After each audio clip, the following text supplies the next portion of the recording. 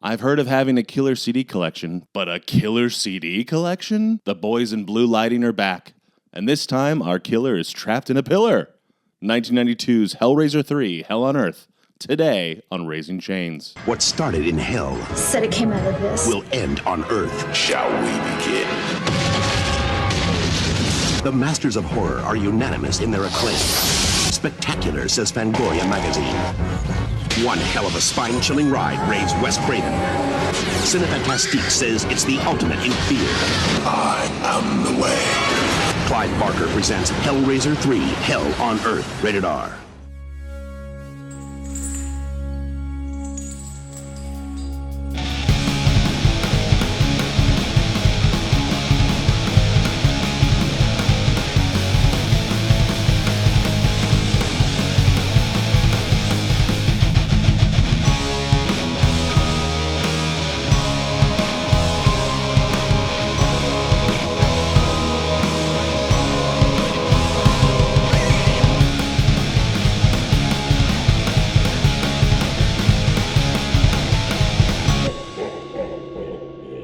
Guys, welcome to Raising Chains, a Hellraiser podcast. Woo! That was beautiful. Thank you, Joey. Oh, you're still going.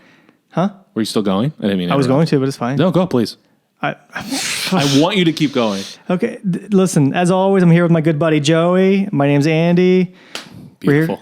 We're here to talk about Hellraiser 3, Hell on Earth. Hell on Earth, HELLRAISER III, the third Yes. of 11. Third of 11, my personal favorite of the 11. Is that true? Yeah. This is your favorite of the 11? Yeah. Oh my God. Yes.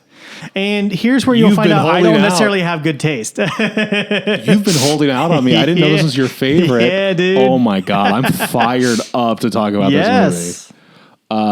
Holy shit. Yeah. Okay. And a lot of people have good reason to not love this movie. Some people will consider this movie to be the one where all the Hellraiser movies started sucking or whatever. And I was Yeah. like, guys, no. And guess Okay. what? That's what I think I'm going to think about this movie. Because this is not my favorite of the 11. And of the first three, I think it's probably 3.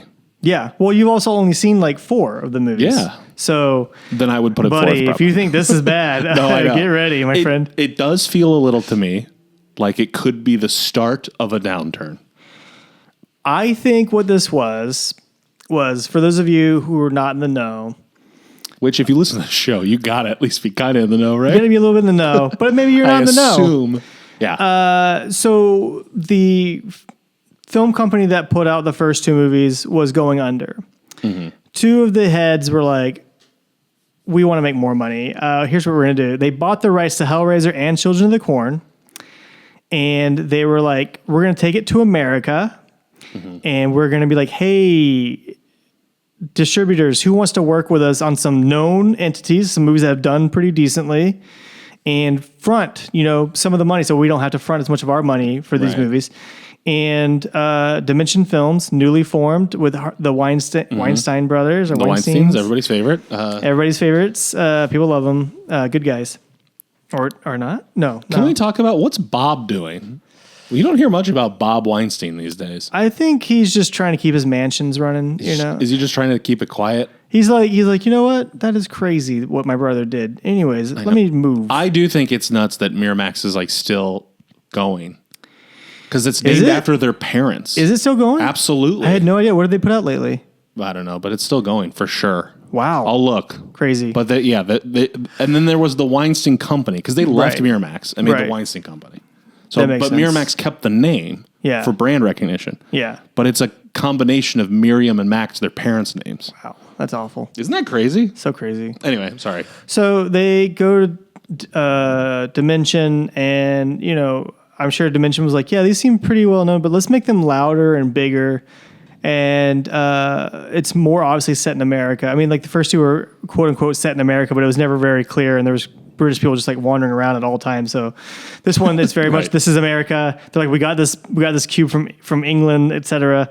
And they were definitely trying for some spectacle here. They're like, I don't know. It seems like they like the cenobites. Let's have more cenobites wandering around. Cause like first 2 movies, the cenobites were not in it too much. It was like the last 15 minutes in the movie usually, Right. This one, it's abundantly clear this is a Cenobite world and we're just living in it. you know? Yeah. Really quickly, Miramax did all the new Halloween franchise. Oh, okay. The new Halloweens. Yeah. It did that horror movie Sick, the Kevin Williamson movie. Oh, the one that was only released on Netflix? Yes. Okay, got or it. Peacock, I think. Oh, also, yeah, Peacock. That's right. co-written with a person I went to high school with. Yeah. I watched that movie on a plane. I didn't see it. Was it any good? No. Oh. A friend of mine from high school wrote it. Yeah. Isn't that crazy? Yeah. With Kevin Williamson, the Scream guy. Hey. It's not a bad movie. I do want to point that out. It's not a bad movie. It just wasn't like, I was like, oh, interesting. Okay. The Holdovers, the Paul Giamatti movie. You see that? Tearjerker. It's great. Yeah. That new The other Russell Crowe Exorcist movie. Yeah. How he did 2 in like 2 years, I don't know. But he kept doing it. Would we Roofman. consider Hellraiser a fear jerker? I don't like the term fear jerker. That sounds like something Pinhead would like. The new Scary Movie reboot is going to be a Miramax. That makes sense. I didn't know that they worked with Dimension Films for Scary Movie. Didn't they? Yes. Yes. And so Miramax, because I think Dimension folded, and now it's like because that was their like other whatever. Which division. again, crazily enough, Hellraiser and Children of the Corn when the first 3 movies released by Dimension, also the last 3 movies released by Dimension. It left the way it came, right? Yep. That's beautiful. Yeah. So Hellraiser 3, Hell on Earth. Mm-hmm. I just want to say, going into this pod, I obviously had seen the Hellraisers, and like we talked about in the first episode, thought the first one's actually like pretty great. Yeah. And it's like, oh, this is like deceivingly good. It's not what I thought it was going to be. No. This is what I thought it was going to be. Yeah. Hellraiser 3 is what I thought Hellraiser was. And I mean that in the good ways and the bad. Yeah. I was like, oh yeah, okay, yeah, this is like what I thought Hellraiser was. No, I think you're right. Listen, I really love the first 2 Hellraiser movies. I think that they are art. I think they are truly well done movies. And I can understand why some people don't want to watch them because they are bloody and gets weird at times. Yeah. But I also love Hellraiser 3 because I also love weird, loud, trashy movies from time to time. Yes. And I think this movie tries to be the best of both worlds. I think you're right. They try to explain things, but then there's also times where they're like, we ain't explaining nothing. Let's move on. And I'm like, what? Yeah. You have to explain this. They're like, no, we don't. We're done. It is that thing where like the first 2 are very like, whoa, this is like pretentious. Yeah. This one could not be less pretentious. No. And again, and sometimes you're like, hell yeah, let's do it. You want to see Pinhead kill a bunch of screaming people, and boy, oh boy, does he do that. And you're like, hell yeah. Dude, you so many cheer. people are murdered in this movie. Just so many people. It's crazy. This is a crazy comparison to make, but think about like Aliens. If you go in to see Aliens, the movie, and you're like, oh, it's just like a dumb action movie. But then like removed from expectation, you're like, it's one of the greatest action movies of all time. Yeah, it's pretty cool. Incredible horror sci-fi action flick. Yeah. But I also see coming off of Alien, it's like, oh, this is very much not the meal I ordered, you know? Yeah, no, I can understand why people are mad. First off, I noted this. It takes over an hour before somebody puts fingers in the other person's mouth. Yes. Over an hour. First 2 if you're Hellraiser following movies, along, pretty like within the first 20 minutes you need usually. a finger in the mouth quick. Yeah. I was like, this is not the movie a lot of people signed up for. Yeah. It's sort of like, you know, when people do that to test the wind, which I've never understood how or why someone like licks their finger to test the wind. Yeah. That's how you test like how the Hellraiser movie is going. Yeah. You stick 2 fingers in the mouth and then after you put them in the cake. Like, remember the cake thing we talked about? It's like they say, 2 in the pink. Yeah. Is that what that means? That is the pink mouth, I think. Yeah. But getting that pinky to the stink, that's a long trip. The pinky's actually gone in Hellraiser. They cut it off. Pinky like a snake. Okay, so Hellraiser 3, Hell on Earth, Yep. came out September 11th, 1992. Yep. It opened 3rd in the theaters. Pretty Underneath great. Sneakers. Sneakers was number 1. You ever see Sneakers? Nope. Fun movie. Robert Redford. Yeah. Like heist movie. Dan Aykroyd's in it. Okay. And then Honeymoon in Vegas. Did not know this film. I don't know that movie either. It beat out Unforgiven, which was in its 6th week. Have you ever seen Unforgiven? Clint Yes. Eastwood? Great flick, in my opinion. Yeah. Made the mistake of watching it when I first moved here and was not doing well. And I was like, oh, this is a sad movie. Okay, good. Oh, yeah. Kind of a dark Western. Probably shouldn't have watched this. All right, Yeah. good to know. But what I thought was really funny was that it beat out Unforgiven when again, week 1 and it was week 6 of Unforgiven. Yeah. Beat it. The following week fell underneath Unforgiven again. Unforgiven just kept it going, which Yeah. did win Best Picture, right? I think it did. Unforgiven? Oh, yeah. Mm-hmm. It won a bunch of awards. Here's the list of other horror flicks from this year. Again, we are thriving in the world of horror sequels. There's so many sequels to movies. Some of these I didn't know had this many sequels or any. Alien 3, Yeah. Army of Darkness, one of my all-time Love favorite that. movies. Love it. Fantastic sequel. Army of Darkness is fantastic. Which, let's say, Army of Darkness, another one where it's like a tonal shift from the Big first time. two. Big time. I think I saw Army of Darkness first. I did not know it was a sequel when I first saw it. I'm going to go and say I think most people who love Evil Dead, I'd say like 20% of them still don't know that Army of Darkness is part of that Yes, series. They're I like, think what? that's true. No. But also, it's like it takes place in like medieval times. Yep. There's barely Evil Dead stuff. Yeah. There's like little cartoonish people. It's great. It's crazy. Love Yeah. that movie. Just got the 4K. Oh, beautiful. Love it. Okay, so Army of Darkness, Brain Dead, Dead Alive. Okay. You ever seen that? Peter Jackson. I've seen Rocks, parts socks. of it. Yeah. That movie kicks ass. You would Yeah. love it. Which Peter Jackson was asked if he wanted to direct Hellraiser 3, and he said no because he wouldn't want to make it funny. Yeah. Well, you should see Brain Dead / Dead Alive. It's got 2 names. It always bothered me. I know it is Dead Alive. You've seen the poster with that woman pulling her mouth open. It's got Yeah. the thing in it. There is a part where a demon baby comes through a woman's face. Oh, nice. The hands come on the face and then rip it into the baby's head. The movie, they call it like splatter stick Yeah. because like it's so over the top bloody that it's funny. There is a scene where do you know the plot of it at all? Why are you okay with Splatter Stick, but you're not okay with Fear Jerker? It's the latent sexuality, I think. What sexuality? Jerking? Oh, but tear jerking is okay? Tear jerking I don't like. Seems like tear jerking. You said tear jerking you're okay with, but not fear jerking. Oh, fear jerking I'm not okay with. Tear jerking. I guess it does sound like you're crying and masturbating. Yeah. I was like, I think Pinhead's okay with both. Yeah. Okay, I'm sorry. Either way. I don't know the plot of Brain Dead. Getting dizzy. I'm getting the vapors. So it's zombies. Yeah. Zombies. There's a monkey that bites a person and spreads this disease. It's like a zombie thing. Oh, okay. There's a part where there's a bunch of zombies at his home. He literally takes his lawnmower, starts it, lifts it up, and just pushes it into a crowd. There's so much liquid. There's a part where, I'm not kidding you, he runs to get out of the room on so much blood that his legs do the Scooby-Doo thing and he Oh, can't nice. move. It's amazing. That sounds Fantastic movie. Can't recommend enough. Bram Stoker's Dracula. Okay. Buffy the Vampire Slayer. All right. Candyman. Yeah. Gotta circle back to that. Yet another Clive Barker. Children of the Corn 2, as we discussed. Demonic Toys. Okay. Another one of those franchises where they put out 6 million of these things. Did I'm like, they? who's watching these? Well, Puppet Master and Demonic Toys.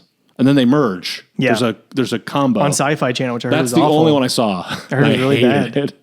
So bad. Dr. Giggles. Yeah. I watched that one. One of those famous like covers I never watched, but like saw the cover all the time.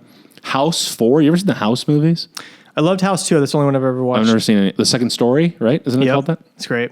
Great It's name. insane. But that's also a movie that where it's like the first one is kind of like more horror and a little bit of comedy, and House 2 is like we are going to go full into fantasy Yeah. comedy stuff right now. I've never seen him, but I think it's Steve Miner, who is a horror director. He did like Friday the 13th 2 or 3. okay. He's done like some good sequels. I like his work. Yeah. But I confused it with the Japanese House. Houseu? You ever seen that? Oh, I thought you were saying there's a Japanese house. There's a movie called Japanese House. You ever seen Japanese House? No, is that I think you'd like it. It's like a weird 70s horror. okay? Very what's the word I'm looking for? Like an odd movie. There's a word for odd when you talk about movies. Bizarre? Surreal. Surreal. It's kind of surreal. God, it's like a ghost story about a bunch of like Sure. teenagers. Okay. Pet Cemetery 2, No. Raising Cain, the Brian De Palma. You ever seen that? Is that one of those weird twin movies? No, that's Sisters. That movie rocks. You got to watch Sisters. It's one of my favorites. Isn't there like a David Cronenberg movie where there's like two twin brothers? Or That's something Dead like that? Ringers. Dead Yeah. Ringers. That's what I'm thinking of. Speaking of him, Scanners 3. Didn't know there was a Scanners 3. I had no idea. Tetsuo 2. Didn't know there was a Tetsuo 2. And then finally, we talked about it before we recorded, Twin Peaks Fire Walk with Me. Yeah. Which is a horror movie, for sure. I never saw it. Me neither. Yeah. Big list of movies I mostly didn't see, but Army of Darkness, a staple. Army of Darkness is amazing. And if you've never seen it, please do yourself a favor and watch it. Worth saying one of the best posters of all time. I think that thing sucked a lot of people into watching it.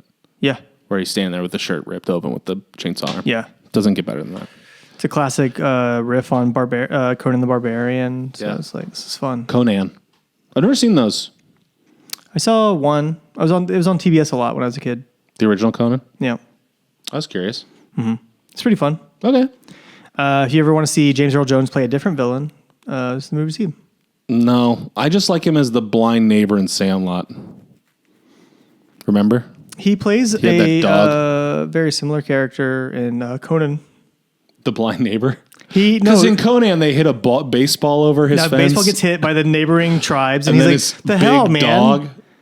dog. He sends his big dog, and they attack people, and he's like, "That's what you get." Did you see the Sandlot? Yeah. Do you also remember there's a part where there's like the big set piece where the dog is running through town? Yeah. There's a part where the little kid goes like, "Ooh, big doggy." Yeah. And the way that kid said that is like burned in my brain. Yeah, I'll it's never so funny. forget it. I'll forget my grandma's birthday, but I know how that kid says, "Ooh, big doggy."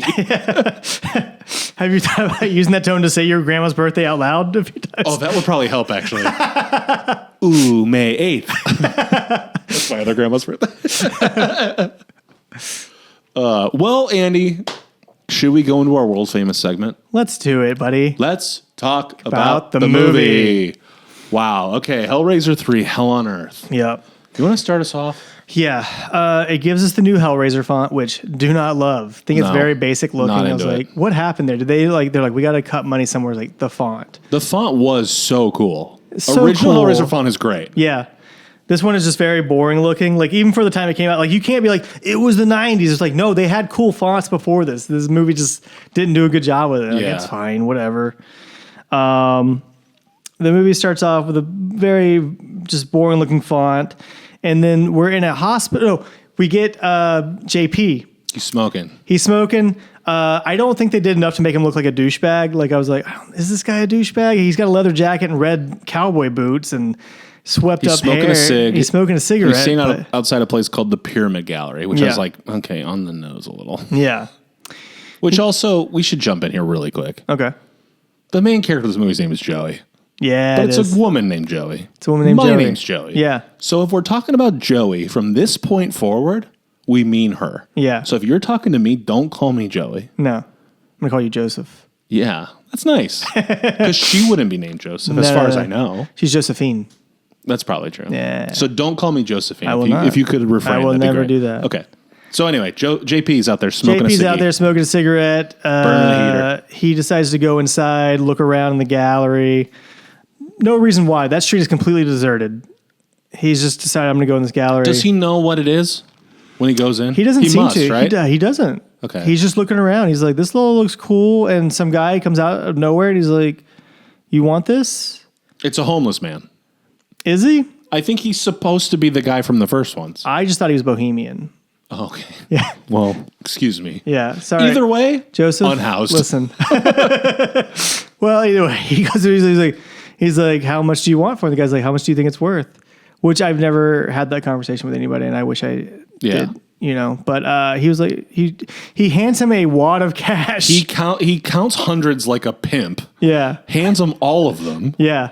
And then the response, I don't remember exactly. Do you know what it was? He was verbatim? like, exactly the amount I was thinking. Yeah. Bizarre. It's also weird. It's always like you're alone in a place with a Yeah. guy and it's that weird interaction of like you're choosing how much to give, implying you have more. Yeah. He could just be like, give me all of it. Yeah. He could kill him. I will say that exactly the amount I was thinking is what I say to waiters when they bring me my food. I'm like, exactly the amount I was thinking. They hate it every time. It's They not do great when you're it. like, actually wanted a little more than this. Sorry, 3 chicken fingers. Why do I only have 55 fries? Can I have Counting them. 56? Hey, can you switch my table? Also, weird thing about this Did gallery. you drop some on the way here? You're sneaking them as you bring the table. Here's your food. Which I have had friends who worked food and beverage that did say that they did that from time to time. I was like, that is disgusting. Eat it on the way? He would just like eat it before they left the kitchen. Like, this looks pretty good. And they leave. I was like, The 2-finger that's- swoop through the mashed potatoes. Yeah. 2 in the white. Gross. Goes in the into a white. bite. I don't know. Okay. Yeah. 2 in the white. Have a nice bite. Yeah. Okay. That was KFC's phrase originally. Yeah. That's the their famous motto. bowl.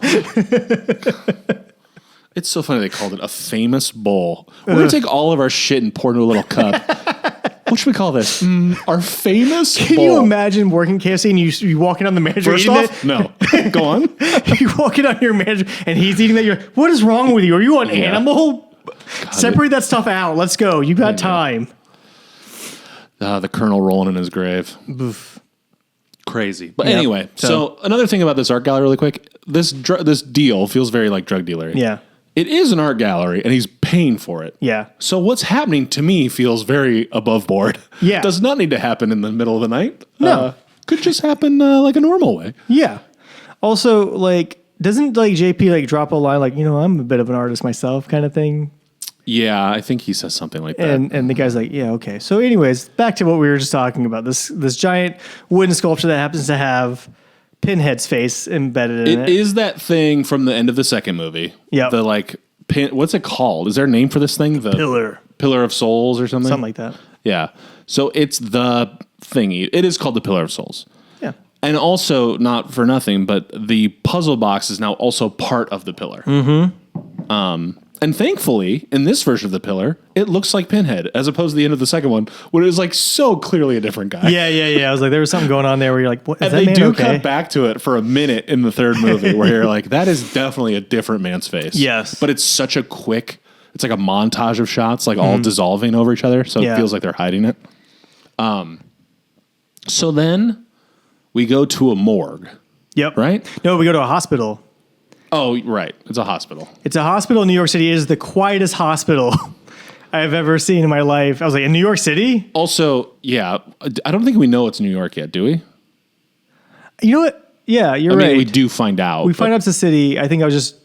Yeah, we've... I was did they gonna ever say- say it's New York City? Well, they do like a montage. You see you see the Twin Towers and stuff. Okay, They do a gotcha, very yeah. they do Times Square. They're like, this Yeah. is New York. I Yeah. think it is after this. Yeah. But I was going to say right away, my brain goes like, what is this world? It turns like Nightcrawler. It's like, what's the world of like the news? Yeah. Because it's her, Joey, our main female, our main actress, our main character, I guess.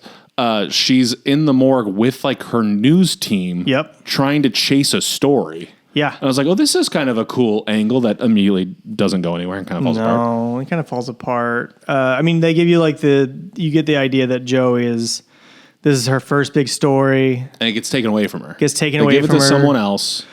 Well, she was doing something there and it fell apart. Like whatever was supposed to happen did not happen. And Right. then somebody downstairs got shot or something like that. And they're like, oh, they're bringing this victim in, and somebody's already down there. Yeah, there's like, don't bother. And then I Yeah. think, don't they call her boss? And they're like, you come film it, but we already got a reporter or whatever. Yeah. I feel like it kind of just gets taken The away from cameraman tries to stick up for her. Cameraman's like, hey, Yeah. Joey's already here. They're like, nah, don't worry about her. her. She hits the glass ceiling. Yeah, is she what gets happens. the glass ceiling. And then in comes this cart or what is gurney. stretcher. Is it a Gurney. gurney? Is that what they're called? I don't know. Stretchers, gurneys, they're the same thing? It's the table with wheels. Is it a Reach gurney? out to us if it's a gurney or a stretcher. Or they're the Reach same. out and tell us. Bang, ding, ding, ding. I think it is a gurney. Personal gurney. You can get an attorney. Someplace for you to lay down and rest your head. Anyway, that's a okay, Depeche so Mode reference. gurney starts coming through Yep. fast. We're calling it a gurney. There's all kinds of chains just like sunk into this dude. Hanging from him. Yeah, hanging from him. And then one like clips her ankle. Yeah.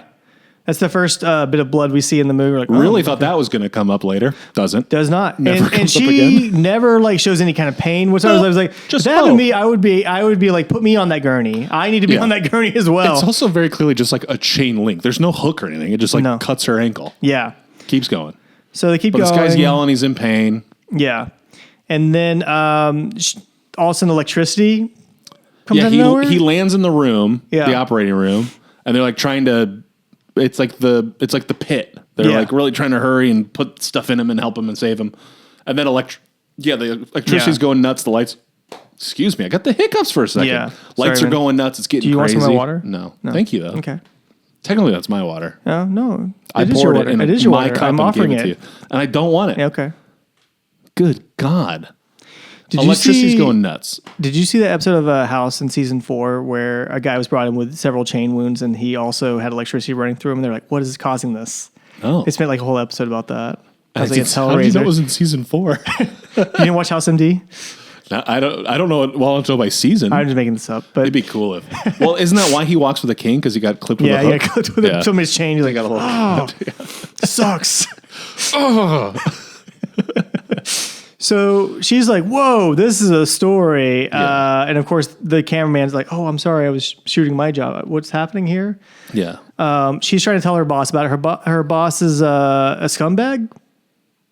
Yeah. He's a scumbag. Like not a good dude. He's not a good dude. He makes JP seem somewhat better by, because he's like, "Yeah, if you ain't showing cleavage or whatever, like, what do you want me to do here?" And I was like, "What?" She's mostly doing like school, like, Yeah. stuff, like showing up, like doing news reports at schools or whatever. So she's like, "I want to do something better." And they're like, "Yeah, no," like he kind of implies that if she slept with him or did something crazy like that, like he'd help her out. But Yeah. Joey's not having it. Also, when the guy's coming through on the gurney, she sees a girl named Terry, Yeah. who's with the guy, and she's like, "Are you with Terry's the guy?" with him. And she's like, "I don't know. Like, I don't know what's going on." She's like, "What are you talking? You're with this person. Yeah. Like, you're clearly with this person." And she's like, "Where did this happen?" She's like, "The boiler room. It happened at the boiler room." And she's like, okay. And not for nothing, Terry has the box. Terry has the box. Terry yeah. has that box we all remember. Mm-hmm. And then the guy she came in with, causing electricity, his Yeah. head blows up. His head blows He up. explodes. Yeah. That goes nowhere after that. We never bring that up again. One of my complaints is like, where did they get the box? Yeah. That's never. I mean, it's sort of like loosely implied. Yeah. Because it was in that pillar, and we're gonna find out JP owns the club or whatever. Yeah. But where did that guy specifically get the box? It is a weird thing. They kind of have to do some like talking. I feel like this is there's some budgetary constraints on this movie that continue to affect it. I don't know if the scene was written or if it was written and they just didn't film it. I don't Yeah. know what happened there. Because later on we're gonna talk about another scene that I thought surely they filmed and they just didn't show it. And it's like, no, they just went from one to the next. No. That was it. So Terry gives the box to Joey. Yeah. Because she's a reporter. Yeah. And then the cameraman Doc is going to help her. He agrees to help figure this out. He's like, "I'm a good guy. I'll help you out." And then I don't know if here's where we realize it, but at some point, Terry just starts living with Joey. Yeah, Terry's not having a good time, and Joey wants to get some more information from her. So Yeah. she's like, "Hey, why don't you just stay with me? Move in." Yeah, just move in with me. You seem like a rational person."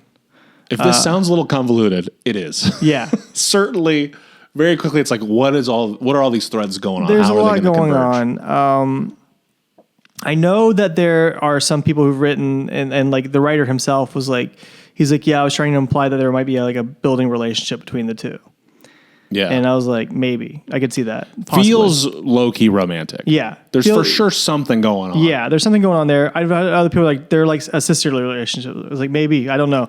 It's weird. We'll come back to this. Yeah, we'll see. We'll circle back. But go on. so Terry moves in. Joey's like, I'm gonna go. Oh, Joey's like, I have to go to the club, and figure out what's going on. Yeah. She goes to the club, The boiler room. the boiler Which room, is a real club in wherever this is. Charleston? No. You're from North Charleston. Carolina. It's in North Carolina? Yeah, this is actually filmed in a city that's known for their furniture making. There's like Amish communities nearby. Oh, okay. I'm not making this up. They're Yeah. known No, for I the believe you. furniture making. I have friends who moved there because they wanted Why to be would you involved in make the it up? furniture game. I mean, I made up a House MD. That's true. That feels episode. more. Yeah. Season 4. I mean, like based on their knowledge of like fine art and Pillars of Souls, like it wouldn't surprise me that they have like a nice Adirondack. Yeah. She's asking around. She's like, "Who's the guy? He always hands out roses." Like, "Oh, JP." They're like, "He's in the restaurant." Which I was like, "Why is there a restaurant attached to this weird metal bar?"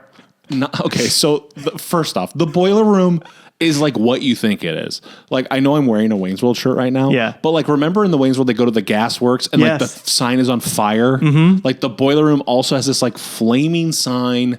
It's like they've got like baby dolls wrapped in barbed wire, and it's like this sort of like gothy, but it's like a metal club. I feel like it's like Sunset Strip vibes. Yeah. Next door is a restaurant that is very hoity-toity. Yeah. It is like such a like stuffed shirt. Yeah. Fancy pants, eat with your finger out. And I will say this, the employees of the boiler room are wearing tuxedos regardless of which space they are in. Yeah. The doorman's wearing a tuxedo at the metal bar, and then also next door he's also wearing a tuxedo over there too. Like, it's what? Like the bartender's wearing like a tail. It's like, what is this world we're in? It's such a weird, crazy thing. Also, I don't think we see it there, but later we see that the bartender, like JP likes to give roses to people at the restaurant. Yeah. That he's wants to sleep with or whatever. Yeah. And he like, the bartender like keeps the roses like on ice, like in the crisper. Yeah. It's like where you get ice out of a chest. Which I feel like that would break your liquor license right there. They're like, actually, you should not be having a live. If there's like a little rose petal in my G&T, I'm going to be like pretty pissed off. I'm like, is this supposed to be in here? No, I don't think so. So Terry goes next door to the restaurant, and JP is like at a table with a bunch of younger people. Like 10 or 15 women. And he's being a dick. He's being a loud asshole. He's smoking a cigarette at the table. Classic. Yeah. Which I think by that point they had passed a law saying, like, do not smoke in restaurants, please. Yeah. But it's his place, so he can do whatever he wants. I was just like, he just feels so like, who is this guy? He owns them? Yeah. Okay. He owns the restaurant. We don't know where he got his money and stuff. He's just... No. But he's like 20-something. He's like a young jerk. Is he? Yeah, it's hard to tell. He's got one of those faces where you're like, are you 25 or are you 30? I can't tell. It's that weird age thing where you watch it now and you're like, wait, I can't tell how old these actors are. I blame smoking. It's definitely the smoking. Yeah. So, Joey's trying to get information. JP makes a pass at her. She says no. And then she just leaves. He kind of just like looks at her. Yeah. And then she says like, oh, please, I'm too old for you or something like that. Yeah. In a way that like, that's the only like this is of a certain era. This is an early 90s movie. Sure. Stars an attractive woman. That is the only like love interest, romantic, anything sexual with her in the movie. Yeah. Which makes me think it is like a lesbian subplot. Yeah. Because that's the only maybe she's heterosexual, anything in the movie. Mm-hmm. Go on. And also, one other thing I was thinking about this while I was watching the movie is the fact that there are 2 lead actresses in this movie. And I was like, oh, you don't see that too often. Yeah. Like, that's like pretty progressive for the time. Yeah. Pretty cool. Also, I made in my notes, I want to make sure this is on record. The actress who plays Joey is the love interest in Back to School. Yeah. Which is a great movie if you've never seen it. Yeah, it's great. It's Rodney Dangerfield. It was very funny. Like, I found that out. Like, I think I saw it Back to School after I saw this movie, of course. And I was like, oh, she looks familiar. I don't know why. And then I was like, oh, she was Dax in Star Trek Deep Space Nine. She was like, she immediately went from this to Star Trek. Yeah. Like it was like back to, because like in this movie, there's scenes that she had to go back and film while like, but she'd already like done her hair for Star Trek. So they had to like do some, like there's some things that are noticeable to her, but me, I was like, I don't, whatever. Did you watch Deep Space Nine? My wife's a big fan of Star Trek. I never really got into it. I was curious if she had like any like prosthetics or anything with her. She does. She has like weird like stuff on her neck and stuff like that. A big open wound. Like a diamond shape. She smokes cigarettes out of. Yeah. Just one city in there. Okay. So but yeah, so she's the club is, it's not happening. Nobody wants to give her any information. She's like, fine, I'll see myself out then. She gives him a piece of paper with her like number on it. Yeah. Also, is she at this point looking for Terry? I think she implies like, I'm looking for like this woman that comes to the club. Yeah. I think she's trying to find Terry. Mm-hmm. And she gives him a piece of paper. He like wads it up and throws it on the table. Yeah. And do we see like Terry sitting at the bar or something like that? I don't remember how Terry comes. There's some woman sitting at the bar. They do like a weird like camera move over to the bar. Like, maybe it's her. And I was like, I don't think that is her. I think it's just a weird camera move. He crumples up the paper she gives him. Yeah. Throws it on the ground. And then it dissolves into like a World War II bunker fight. Yeah. And I'm watching this, Andy, and I'm like, what did I miss? And I'm not kidding you. I watched like 3 minutes and then rewound it to the thing, watched the same 3 minutes, rewound it again. Yeah. Going like, what is going on? Yeah. And then I just kept watching and realized, okay, it's just like a new scene, but the dissolve made it seem like it had some sort of like, related. because of that, this happened. Yeah. But it's a World War, what do you call those bunker things that you dig? Yeah, there's World War trenches. I. It's like trench warfare. Was it I thought it was like, okay, yeah, it's a trench. So it shows the soldiers there. Or maybe it's the part where they're like, that one guy gets shot and they're like helping him. Yeah. Because you see that a few times. Yeah. I don't know. It cuts to war shit. And you're like, what is this? Yeah, it's very... You definitely had to watch the first... Like, in some ways, this movie is supposed to be like a whole new movie. But the other ways, it's like you better have seen like one of the other movies so you understand what's going on a little bit. Yeah, it does feel like... like we've talked about, like this would be a fun like party movie or like watch with your friends or whatever. This is the kind of shit where you like fast forward through it. Yeah. You're like, okay, ignore the war stuff. It's like not that important. Guys, it's crazy what's happening here. We find out it's Joey's dream, right? Joey's having a dream. Yeah. She talks to Elliot, aka Pinhead. Yes, right? Doug Bradley. Yeah. Yes. Yeah. Does he talk to her in the dream at that point? So she's kind of dreaming about her dad first, who was in Vietnam. He died in Vietnam. He didn't make it back. It's very much that like shot from Platoon you've seen where, is it Willem Dafoe where he's like arms out, like yelling? I never saw that movie. But like the poster for Platoon is that guy like yelling in the air. You know what I'm talking about? I thought that was Charlie Sheen for a long time, and it wasn't. But I'm just it's now Willem finding Dafoe. it. It might be. Dude, I don't know. Yeah. We're not here to talk about fucking Platoon. We're here to talk about Hellraiser 3. If you want to listen to our Platoon podcast, it's called Platoon, Me and You. Again, it's such a good name. We probably should do it. Platoon, Me and You. It's like barely a pun. Platoon works as between because it has the same like emphasis. Doesn't rhyme, doesn't fit. It's simply like the emphasis is in the right place. Platoon, Me and You. Listen, Joey, Platoon, Me and You. I don't like war movies, but and I want to make clear he didn't write it down. It's not a tattoo he's had his whole life. Nope. This is a fresh off the dome. This is a House season 4 level pull by our friend Candy. Pretty good. Here. Pretty good. It's fantastic. Hey, you know what? I'm going to put in a round of applause. Thank you. Sound effect right there. Oh, Note it. Not the actual thing. Okay. Well, that too. Okay. Joey's upset in the stream. She's seeing her dad. Like the helicopter's leaving. Her dad's out on the helicopter. She's like, "Come back for my dad." And then out of nowhere comes Elliot. He's like, "Oh, am I interrupting?" He didn't say that. He should though. He's like, "Hey Joey, I need your help with something." Yeah. And she's like, "I don't know what's going on." Then she gets a phone call. And that's Terry. That's right. Yeah. Terry's like, "Hey, I got your number. It's been passed around the club or something like that." I guess she was handing out business cards to other people. Yes. She's like, "Can I come over?" And she's like, "Yeah, sure. Let's go." Then it's like, "Hey, come live with me." Yeah. Yeah. I don't remember if this is where it happens, but at some point, Elliot witnesses Joey having a bad dream. Mm-hmm. And Terry kind of freaks out. Did I say Elliot? I meant Terry. Yeah. Okay. Terry witnesses Joey. Joseph. Joey is telling Terry about her bad dream. Mm-hmm. And Terry's like stoked. She's like, "Oh my God, you have dreams. I can't have dreams." Yeah. Which is already kind of weird. You're like, okay, that's a weird thing. And I wrote down, dreams are like thoughts. Is it possible to not dream? And if not, like, is it, you could just be like, it's kind of like thinking. Like a daydream, like simply like imagining. It's imagination. How can you not have a dream? Yeah, I know that it is like a very rare thing that can happen for some people. Like they don't have dreams. I know like, that I watch a movie and empathize. That is what a dream is. I don't think some people can. They can't even like put themselves into a situation where they can like pretend what. Dude, I know people who do not even understand the word empathize. Like they're like, "What? What do you mean?" I'm like, because we're comedians. Yeah. Do you see yourself in other people's feet or in other people's shoes? Feet. I meant shoes, but like I was like, maybe not. I was wearing shoes. Maybe someone's barefoot. Pinhead. We got a little fetish to talk about. Hello. I'm inside your feet. But like Terry also is clearly on something. She seems very manic in this scene. But she's just very freaked out that like, she can't. Also, this is a direct quote.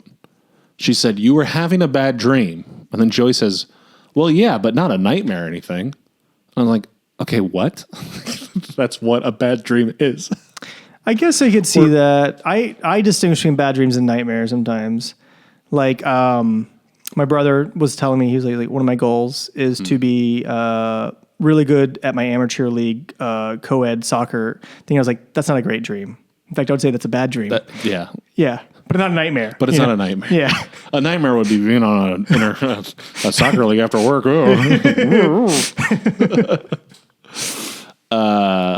Okay, so anyway, she's really stoked about all this. Yeah. Makes no sense. I wrote down there's a very cool, I think this is here, the reveal shot of the puzzle box where she kind of like holds it towards the screen, like to the camera. Yeah. It's sort of like the movies in 3D. You're like, whoa. Do you think that was probably going to happen? They were hoping it might be a 3D movie? I hope so. Because they had when the chains were like flying around, I was like, why does this seem so close to the screen right now? Well, I made a point when we watched the first one, when the chains kind of like go around the camera. It's like an awesome effect because it almost feels 3D. Yeah. Where I made a note, they're smaller now. The chains. Really? I thought they were bigger. In the third one, I think they're smaller. Huh. They seem more like fishing line. In my head, in the first one, I'd say the chains are about as big as these mic stands. Really? Because to like me, that they big, felt like like a fish chain. line in that. Like I'm not joking. I think I felt like they were smaller in the first movie, but What if we're both wrong and they're the same size? maybe I don't know. it would be world the may first never know. time. I just think if you grabbed it, it would be like, it would fill your hand like a microphone. Mm-hmm. Whereas in this one, you see a guy grab it and it's a closed fist. Oh yeah. Which we'll get into that Yeah. later. That was a pretty cool scene. I will say, as always, I've got the wiki up, and a thing that really bothers me about these movies, and sometimes Wikipedia at large, when it's writing the plot of the movie, it's completely out of order. Yeah. And now I'm like, I got to look at my notes and be like, when did that happen? When did that happen? They trying to summarize it into like a weird story format. You're like, that's not always what happened. The first 2 paragraphs of this 6-paragraph thing are like the first half of the movie. And I'm like, that happened earlier, that happened later. Like, I don't know. Anyway, Frustrating. where were we? The puzzle box reveal is cool. What does this sentence mean? The dog owner who tells them the store isn't open yet is so strange. Wearing black Oh yeah. They go to the Pyramid Institute, the Pyramid Museum. Did I skip ahead? Yeah. Let's talk about real quick. This is the same night that JP has his first I on-screen couldn't remember conquest. when that happened. Yeah. JP's having his first on-screen conquest. So he walks in the bar. Yeah, he walks in the bar. What does he do to the bartender? He kind of gives him a look. Yeah, he gives him like a wink. Like, hey, buddy. And that's when he opens the fucking ice chest. Yeah. To reveal like a couple cold beers and like 3 like full stem roses. Yeah. He hands one off to JP, who's like, her. Yep. Points to the girl, just hand it off to her, and she's like, what? Cute blonde. Cute blonde. She's new to the city, I Hits on her. guess. Says she's beautiful. Yeah. He's like, you're special. You have a unique quality, et cetera. And she's like, what? No, not me. And he's like, don't ever do that. You got it, babe. Yeah. Dun, dun, dun, dun, dun, dun. You got it, babe. He can start singing to her. She's like, I don't like Yeah, she's Cher. not a big Sonny and Cher fan. So, But he's like, all right, we'll change it. He changes it up. but the good news is it works. Yeah. And we cut to them fornicating. Mm-hmm. And we talked about this. Yeah. But in like the trivia, it's like Yeah. the actress on the day decided, I don't want to do topless nudity, which is Right. fine. So understandable. To each their own. Yeah. The compromise they come up with is have him cover her breasts with his hands. Yeah. And she's laying flat and he's on top of her. Yeah. He's grabbing her breasts. And it does look very like, keep those, do not move those. Mm-hmm. It does not look comfortable. It doesn't No. look pleasurable. It looks very like, keep those there to block from the Yeah. camera. It looks like she's in pain. She's not having fun. Also, he's smoking a cigarette, Yeah. but his hands are locked on her body. it's And like, you're moving around, that so weird. ash is going to fall. Yeah. And you can't, like, you're breathing heavily. Like, you can't just have a cigarette. I mean, I don't know. I've always been impressed by people that can have a cigarette, like, just in their mouth and, like, not use their hands. Yeah. It's pretty wild. He's really going at it. He's sweating. Yeah. It's not quite to the level of that movie Munich. Did you ever see that movie No. about the kindling of the Yeah. Olympics? There's a very weird, like, disturbing, like, sex scene towards the end where he's like reliving trauma while also God. like having sex with his wife, and sweat is flying everywhere during the scene. And that's what this scene reminds me of. I was like, oh no, Yeah. look away, don't be part of this. So like they're going at it, and then she's Has he talked to Pinhead yet? no. He's But does about to. He's getting ready to. He hasn't even talked to him yet. Nah, dog. Okay. You know what? I thought he did. Oh, he doesn't talk to him. He gets cut. He reaches his hand in the hole where the box was. Oh, yeah. Did that happen before or after this? Before. Yeah, that was my There's fault. a big hole. There's a big hole in the thing. And it's like, for whatever reason, he wants to get in there. Yeah. And there's a fucking giant rat. Yeah, there's a rat just bites inside it, bites him. And is that what makes it come to life? His blood gets inside of it. Yeah. Yeah. Which, again, how did that kid get changed if it was not already awake? I don't know. That's weird. But I'm just thinking. But yeah, I think that's where, after the thing bites him, Pinhead wakes up. Is that when he wakes up? Yeah, he wakes up a little bit. He's like, okay. Is Something's he told going to on feed him or something? When does he? No. He tells him he opens his eyes while they're having sex. And He's like looking at him from behind. You can see him back there. He starts directing them. He's like, no, faster, shorter thrusts, but faster movement. Yeah, he becomes like sort of a porn director in the corner. Yeah. And, he's uncomfortable, but they finish and she says, good job. She gets up. She starts like looking around his place. She's like, this is cool art. He's like, thank you. She's playing it so... I get what they're going for, but she's like, oh, I love your stuff. This is cool. So do you like art? Like what? It's very like annoying. Yeah. And he's just like, I don't care. Yeah. He's getting rude. At first he's just like trying to be polite. Yeah. I'll give JP some props. Yeah. And then he very quickly is like, I'm annoyed by you. I don't want to be talking to you. Like, yeah. She says, who do you think you are? You're not cool. They get in or a whatever. fight. Yeah, they get into a fight. And then a chain comes out of the... how does she get close to the thingy? She's just sort of walking around, right? Doesn't he like yell? Or she's like, I don't have to leave or something. He doesn't trick her to go to it. No. She just simply gets too close to the art thing and it grabs her. Yeah. Yeah. And then the hook comes out of Pinhead's mouth, which is sort of like, you imagine him standing inside the pillar, and like that's where the head is. Yeah. Goes into her mouth, which is crazy. Dude, it's a cool scene. It is a cool scene. It pulls all of her skin off. Yes, she gets degloved, her entire body. And it is definitely early CGI. Yeah. It looks bad. I think it looks cool. It's a cool... the next part looks bad whenever her body gets sucked into the thing. The ripping of it off looks bad, but her skinless looks cool. Yeah. Although she's just kind of screaming like as if she's scared, which is like, your skin's been removed. Yeah. That's gotta like hurt pretty bad. Yeah. Maybe she's in shock. And then it pulls her into the pillar. Yeah. But it's that thing where like there's no hole in the pillar. So they just kind of CGI like it's just like getting sucked in. Yeah, she's getting crushed into it and pulled in. It's not super clear how that would work. Yeah. But anyway, she ends up inside the pillar. Yeah. And this is where Pinhead starts talking to... He's freaking out, JP. JP's freaking out, which again, it's nice to see that he's at least kind of a human. he's like, whoa. Yes. This is wild what you just did, man. And then this is where Pinhead sort of like, we both used her for our own purposes. Yeah. Like Pinhead basically convinces him like, you used her for sex. I used her for her soul. Yeah. Whatever. JP says, no, man, what you did was evil. He says that. Yeah. He also, not for nothing, draws a gun at Pinhead. Yeah. Which I really enjoyed the visual of a man drawing a gun at a pillar that's talking to him that just ate a woman. It's like, I'll get you, sucker. You make it sound crazy when you say that out loud. Yeah. He does fire at it. The pillar, it's like, okay. It goes like, boom, ding. Yep. Like a really little ka-chow sound. This is where, okay, so this movie, on the whole, Yeah. I think as an individual thing, this was like the only Hellraiser. It's pretty cool. Yeah. My issue is when it compares to the others, and this is like an overarching note. We'll come back to it. But like in the other movies, what I think is so cool is it's like Freaky Frank, his whole thing is like he sought out every pleasure. He's an evil man who's like, I'll go to the depths of hell to get to a new level of pleasure. Yeah. And then he gets it through this box, and then these tormentors of hell, the cenobites, show up, and they're like, we're going to give you what you wanted. Yeah. And it's like too much. It's like this inverse of God. Right. Is like, look at the destruction you've wrought, and now you're going to pay for it. Mm-hmm. And then in this movie, Pinhead is trying to convince him to like, hey, you're bad too. Let's be bad together. Yeah. And he talks way too much. Yeah. I do not like how much Pinhead talks in this.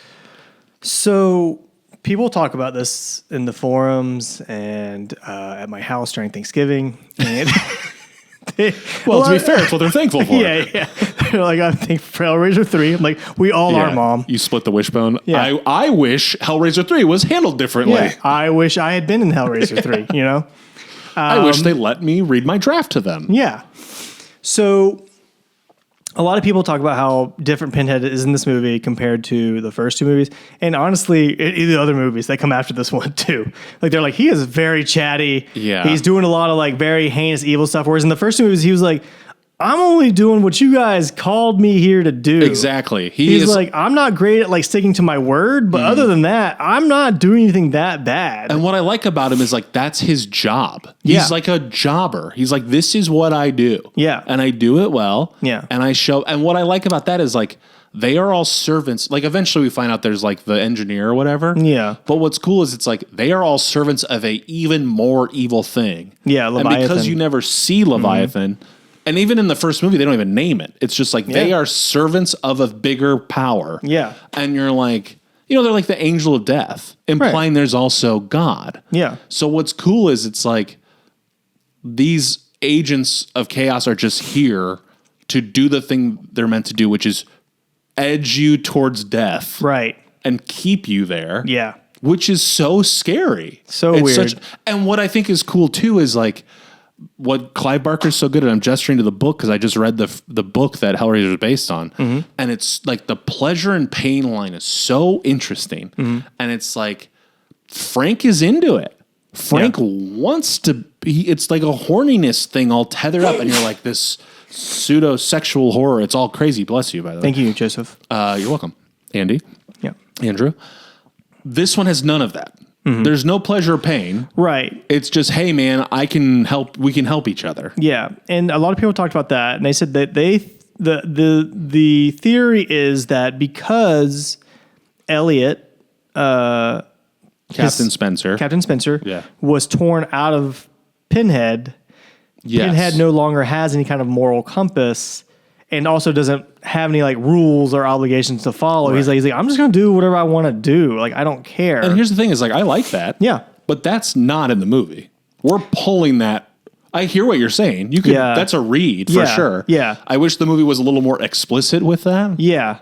Well, they kind of make it like that towards the end of the movie when they're like, he's like, you're going to have to like, I don't want to spoil the movie for those of you who've not seen it. I will do that later in this episode. I'll do it later in this episode. I don't want to do it right now. No, save it. Yeah. So, but yeah, I'm with you though. Which I don't know if it was clear, but at the end of the second one, or in the second one, there's that. Also, does this mean, is Butterball dead? Butterbean? Butterball and Butterbean. Butterbean's still alive. Butterbean the boxer is alive. Butterball is not doing so hot. Do we see him again? I asked you this via text. If he does show up, it's not until like Hell World. Are there other cenobites in future ones? Yes. But they're just new every time? Some movies only have Pinhead. Some movies have other cenobites. I really thought it was like the collection of 4 every time. And sometimes it's just like they have other cenobites, but sometimes they don't even have names. Like they're just like oh, here's some random cenobite. Just a creepy cenobite. Chatterer is in a bunch of them, but Chatterer is also not the same Chatterer in every movie. Like Chatterer is almost like a designation. Like it's like, that's a Chatterer, right? And that's Pinhead. Something we've talked about in the first 2 also is like character motivations. Mm-hmm. And it's like the first one's pretty clear. I think it's like Frank unboxed these things. They want to, and then he tricked him to get out. Yeah. So they want him back. Kirsty makes the deal. Everything makes sense. Yeah. In the second one, we were kind of like, what's Julia's angle here? What is she trying to do? Mm-hmm. This one, it's like, I don't know does he just like want to take over the world? I think that's basically his deal. He's like, I want to unleash all the pain all the time. He's like, I don't have any rules to follow. That's what bothers me is like he doesn't want to do it in the first 2. I don't think he because wants to. Elliot It's was his inside of job. him because he had the god that he had to follow, Leviathan. But I think in this one he does not care what Leviathan wants because he's like, it's me. I'm the guy now. Okay. Again, I wish that was a little more clear, I guess. Yeah. If that's I get it. I just that's not super. And again, on the surface, this is a very fun movie. Yeah. But as soon as I start thinking about it, I'm like, well, but why? Yeah. Anyway. So, where were we? He killed. JP's talking to Pinhead. Pinhead's Yeah. like, let's do something together, buddy. So, I think we did do this a little out of order. Yeah. But so, Kirsty and Terry, going back to them, Kirsty's not. or not Kirsty, Joey. Joey, yeah. Forgot my own name. It's okay. Joey and Terry go to the puzzle, whatever that place is, the Pyramid Gallery. Yep. And then a passerby who's holding a dog in insane pants. Yeah. Like checkerboard pants and a black shirt. I kept looking at the guy. I was like, is he somebody? It's Is gotta he be somebody. Is he like I thought the actor who plays him, I was like, is he a friend of the Yeah. director? Is he another director? Is he somebody? It was I wrote down a lot of the under fives are bizarre. Yeah. Everyone just looks like a straight. It's probably a local hire. Yeah. It's probably what it is. Yeah. But you're like, oh, that's a weird character they He's got. like, I'm That's a getting weird some guy. camera time. People are gonna focus on me. Yeah, it's checker print pants and a black shirt and has a small dog. Yeah. Who says that store's not open yet? The gallery isn't open yet. It hasn't been open for over a month now. And she's like, I know someone who bought something there. And he's like, no, you don't. It's not open. Yeah. I think that's also where she implies she turned JP onto the art. Yeah. I think she's the reason he knows what it is. Right. Then they find that box of stuff. Well, Where's that? First off, they're like, "Oh, I can't get in," and Terry's like, "I got you," and she pulls a lockpick out from her bra yeah. or whatever, and I was like, "What? You just carry that?" She's around? tough. Okay, so then they have to go to the back of the building. That guy's still waiting by there. He's like, "Are you guys looking around?" They're like, "No, we're just gonna go back here. Don't worry about it." Don't look at us. Yeah. We're doing our own thing. So they go to the back. They get in. They find a box of stuff. Mm-hmm. A lot of it is files with Kirsty's time Yes. at the Chenard Institute. Really bothered me. Again, if you found a piece of paper that said property of the CHANNARD Institute, you'd go Channard. And they're like, Chenard Institute. Yeah. No one would pronounce it Chenard. That will forever bother me. Write it down if you're listening or watching, if we have video. Yeah. Write down the letters CHANNARD. Would you pronounce that Chenard or would you pronounce it Channard? I don't know. I'm thinking of a time in my childhood where I was kicked in the balls and I said, "Oh, you hit me in my Chenards." It's not quite another podcast. It's almost there. name. It's not quite there. It's almost there, I think. I actually traded a Chennard for a Blastoise, Oh, yeah? and I got a Blastoise and 2 water energy cards. That's pretty good. So thank you. I like it. It was a Chennard Mander, but I think you're going to say Chenardzar. it evolves into a Chennardzard. Chennardzard is actually my favorite Canadian music interviewer. Did we get that one? That was good. Okay, that was great. good. That was good. Well Yeah. done. Well done. Thank you so much. Okay, so So they find these files. There's some artwork. There's a some video. Yeah, there's a video. featuring our beloved Kirsty, she shows up. She's like, I gotta figure this out. So she goes back to the news studio to watch this video. Yeah, Cameraman's there. He's Doc, like, our Doc, friend. he's there. He's like, what's up? She's like, I'm watching this video. yeah. And it's Kirsty, and it looks like after Hellraiser 2, she's put in yet another institution. Yeah, she's in no like a clue if padded this is room. one that she can also leave of her own will, or if Yeah. she's just like, I guess I'm just stuck here now. And then while watching the video, it scrambles for a second, and Yep. then you see Captain Spencer, which, to be clear, Captain Elliot Spencer is the other version of Pinhead. Yep. It's who he was before he did the puzzle. Yeah, World War I soldier Yes. guy. And he's always wearing a soldier hat. And Yeah. he's such a strange looking man out of the makeup. Yeah. His face is so much more gaunt. know- Gaunt sounds bad. It's a thinner and more narrow No, face. I Whereas feel I feel ya. like Pinhead has such a perfectly round Yeah, face. it's very odd. I actually watched Pumpkinhead 3 today, and Doug Bradley's in that You watched Pumpkinhead 3 today. today. Okay. Didn't plan to. That's just what happened. Have you seen Pumpkinhead 1? Nope. You just watched Pumpkinhead. I was just like, oh, Doug Bradley's in Pumpkinhead? That's weird. Oh, okay. Let me watch this. Yeah. And then he, has put on like a healthy amount of weight. So like his face is like round. Like, oh, I you think look like now a he looks more like Pinhead. But obviously it's the prosthetics. I can't stress enough. It's not a negative. It looked very weird because like every time he's like, I became Pinhead. I'm like, is there a scene that they cut where they're like force feeding you food? And yeah, he's just like, it's his cheeks. I hate his cheeks this. are very narrow when he's not in makeup, and they're more like full when he's in it. Mm-hmm. And again, it's not a negative. He's a good-looking man. Yeah, it's a good, odd-looking man. I assume. You heard it from Joseph. But so he shows up. Sorry, back to the tape. So Kirsty, our protagonist from the first two movies, is institutionalized, talking about the puzzle and what it did, and clearly no one believes her. Scrambles. We see Captain Spencer, and he says to Joey, like, Joey, I need your help, or something like that. Yeah. And she has no reaction to it. She's like, huh, that was weird. And it's like, he said your name in the tape. Are you kidding me? Yeah. And that's the guy from your dreams. Yeah. Your nightmares. It wasn't a nightmare. It was just a bad dream. Just a bad dream. She should have had like sort of any reaction, I guess, would have been my takeaway. But yeah, it's very odd. She's like, okay, all right, well, that's cool. And again, Hank is like, I'm here to help if you need help. No, you good? All right. Doc? Yeah, Doc. Or do I call him Hank? I don't know why I'm calling him Hank. I don't know. His name is Doc. Doc offers to help. Cameraman. Again, and she's just like, no, I'm good, dude. Thank you. So around here, there's like a weird beat where I don't remember what Joey was doing, but for whatever reason, Terry's at the house and checks the voicemail. Are we around here? Am I jumping ahead? No, you're jumping ahead a little bit. Okay. You take over. First, there's a weird scene where I said that, what is it? They're going to cancel the show, Andy. This dead air is going to kill us. She comes home and Terry is cooking breakfast. She's trying to make breakfast or whatever. Oh, yeah. And she's like, what are you doing? Like, this was when I was like, oh, they're living together? Yeah. That's when I first toast. clocked. It's Terry's making Joey breakfast. Yeah, so Terry's at Joey's house cooking her breakfast. Yeah. And screwing it all up. Yeah. And in this scene, I'm like, this is for sure coded. Mm-hmm. This feels very Lovers in the Morning vibes. It feels very odd. Also, like, Terry has been spending most of her time walking around the apartment in just her underwear and a t-shirt. Yeah. And it's just like, you do and that? not for nothing, there's never like a, you can sleep on the couch. Nope. There's never a making a bed for her scene. It's just, she's simply living there. Yeah. And in like comfortable clothing. Yeah. They're very comfortable with each other considering they've only known each other for like maybe half a day. Yeah, and you met in a hospital while a man was being like traumatized. Yeah.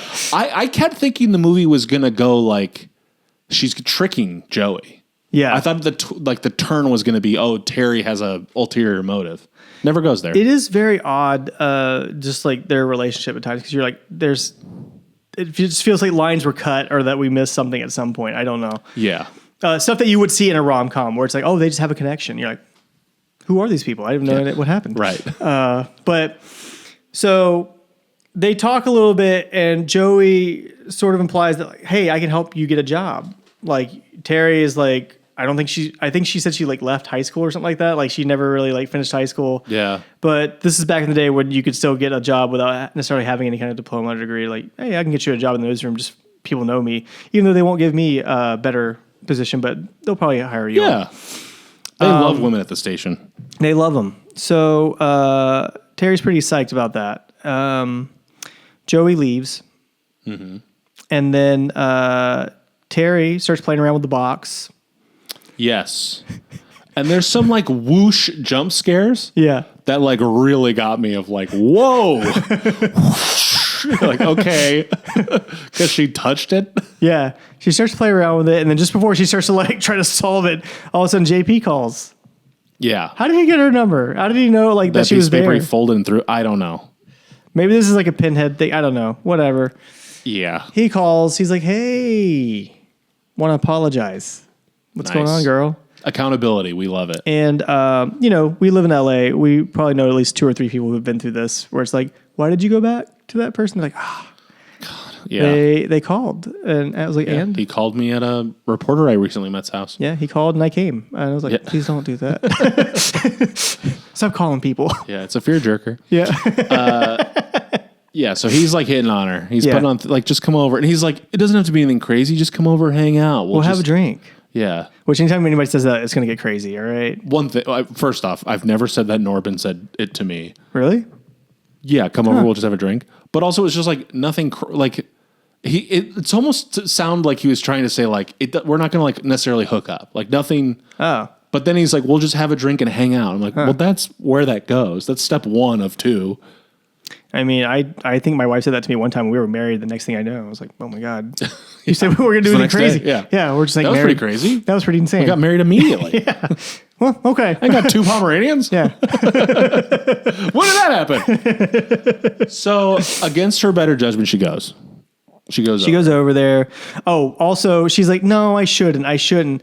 Then she sees that there's a message on the answering machine Oh yeah, that's where this comes for in. some weird guy at the station we don't ever see. Nope. Who's just like, hey, Joey, I guess you're getting that promotion you wanted. It's in a different city.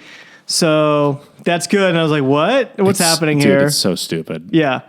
And now Terry's like pissed off that she's moving. Because she's like, well, now I'm not going to get the job that she said she was going to help me out with, I guess. And again, this is where I was like, this is very like lover coded. Yes, big time. You're moving and taking a job and you didn't tell me. It's like, I've known you for a day. She's giving you a place to stay. You have no right to be upset over Yeah. this. But she's like, kind of falling, just collapsing in on herself. She's like, this is my fault. I did this. Yeah. I did something wrong and she didn't want to tell me. Even And though they do kind of make it sound like that's like a trauma in her life. Like Yeah, she's like it's not happened before. Yeah. Abandonment issues. She goes to JP. He's like, no, babe, you're amazing. What are you talking about? That's crazy. Yeah. Stand over by that statue. You look so good by it. Dude, it's all that stuff with him is so funny of him trying to place her near the statue. Like he's trying to get her close enough. It feels like a Monty Python So sketch, right? she's in the, yeah, very much so. It feels like that improv game where like one person sits, one person stands, one leans or whatever. So she's on the bed and he goes over by the statue and he's like, I think what you need is like a hug. Yeah. And then she's like, okay. And he's like, well, and he puts his arm, he's like, he says, it's not fair that I go over to you. Yeah. That is directly the line Yeah. he uses. And I think we've all used that line at one time or another when trying to get our girlfriend to stand next to a statue. Classic. Absolute classic. It never works as it shouldn't. It just creeps them out. So she gets close enough that he kind of comes to life. Yeah. Pinhead, he's like, I'm going to get you. And he doesn't. She Right. gets away. Yeah. And then how does he get... Oh, also he does say, come to daddy. Yeah. He gets the line. He gets the line. The only thing missing from this movie that were in the first two movies is maggots. Yeah, there's no maggots. There's in no this one. maggots. I don't know if they got deleted or if they did not make the trip over from England or what happened. Yeah, what happened to the maggots? The British maggots. Yeah. We got a rat, which I guess is different, but We got one big rat. yeah. Which also, going back to that, why would a rat be living inside of a statue? There's no food or anything in there. No, there's not. It And seems like an awful place to did live. it come over with the statue, you think? But how did it get in there? I don't know. And also, it's like, it was like this nice statue that now has this like arm-sized hole in it. It's not like a little mouse hole. It is a hole big enough to stick your full arm to the shoulder in. Here's what I like to think. That rat was actually a cenobite, but they did not have the budget to make it into a cenobite. They're like, no, it's going to look gnarly, dude. Like this rat like accidentally solved the puzzle. Now the rat's being tortured a lot. I'm sorry, the rat doesn't want to wear leather today? Ah, shit. It's too hot. First, the lady doesn't want to be topless, and now the rat doesn't want to wear leather. This thing's falling apart. Talk about hell on earth. Yep. We're going to give him like a first cool thing. little robot leg. All right, get Dr. cool. Housen. So how does JP get I think. hurt? How does he? Oh, she like kicks him in the nuts, right? And his chenards, I think. She takes her foot to the Chernard Institute. Yeah, somehow she ends up getting. He gets Pinhead insists that she feeds him to him. Yeah. So he starts talking to Pinhead, or Pinhead starts talking to Terry, going like, "You should feed me that guy." Oh, she gets on the bed. He grabs her by the jeans, and which is a weird. I was like, why there? But he's trying to pull her off the bed by her jeans. Yeah. And he trips and falls, I think, or something like that, and like head first into the statue. At which point, Pinhead's just like, I'm taking Yeah. somebody. Hey, the food is close enough. I'm eating it. Yeah, we're going. Which I listened to a podcast with the actress who played Terry, and she's like, yeah, Joe's jeans got torn like immediately. Like it was. She worked. She's been in stuff. She's been in a lot of stuff. Some shows and stuff. Nothing I watched, but like. No, she's been in like some 90s TV shows. Some known stuff. Yeah. You'd be like, oh yeah, like there's nothing to be embarrassed about in her career. I'm like, that's pretty good. Yeah. But Pinhead's like, hey, do you want to work with me? I've heard good things. Are you available? Yeah. I heard you might be looking. Yeah.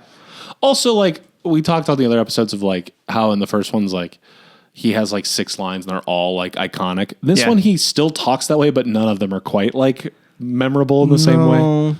He has a speech coming up that's kind of cool, I guess, but not really. None that I would write down. No. None that I would get as a tattoo. I wouldn't wear it as a T-shirt or anything. No. It'd be fun to get all of his lines just printed as one big block of text.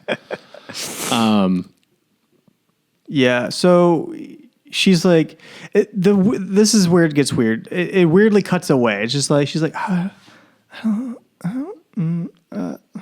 then cuts back to Joey. Do we see him get fed to the...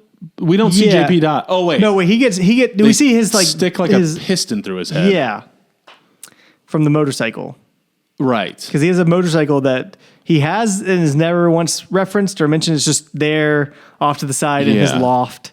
Which you're like, how do you get that down? But he's not out of the pillar yet, right?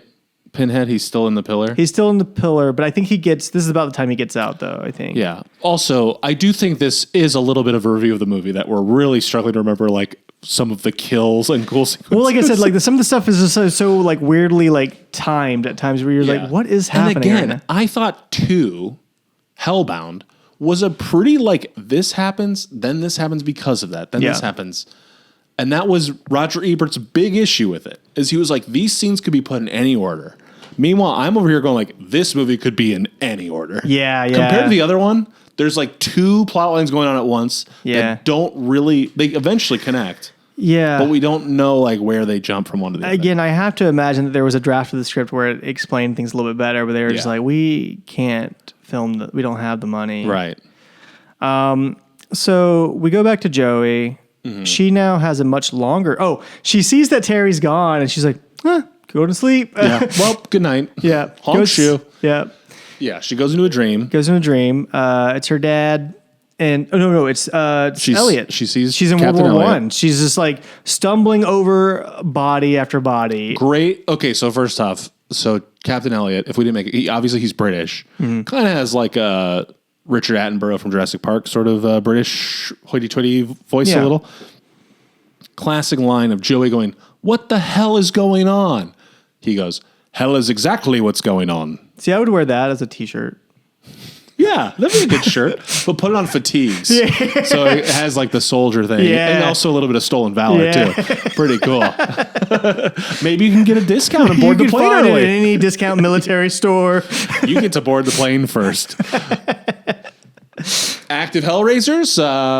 Yeah. Anyone with small children? This part I thought was really cool because Elliot sort of breaks down why he did what he did, like as far as like opening the box and allowing Hellraiser. He's like, listen, man, you don't understand. After World War I, people were displaced.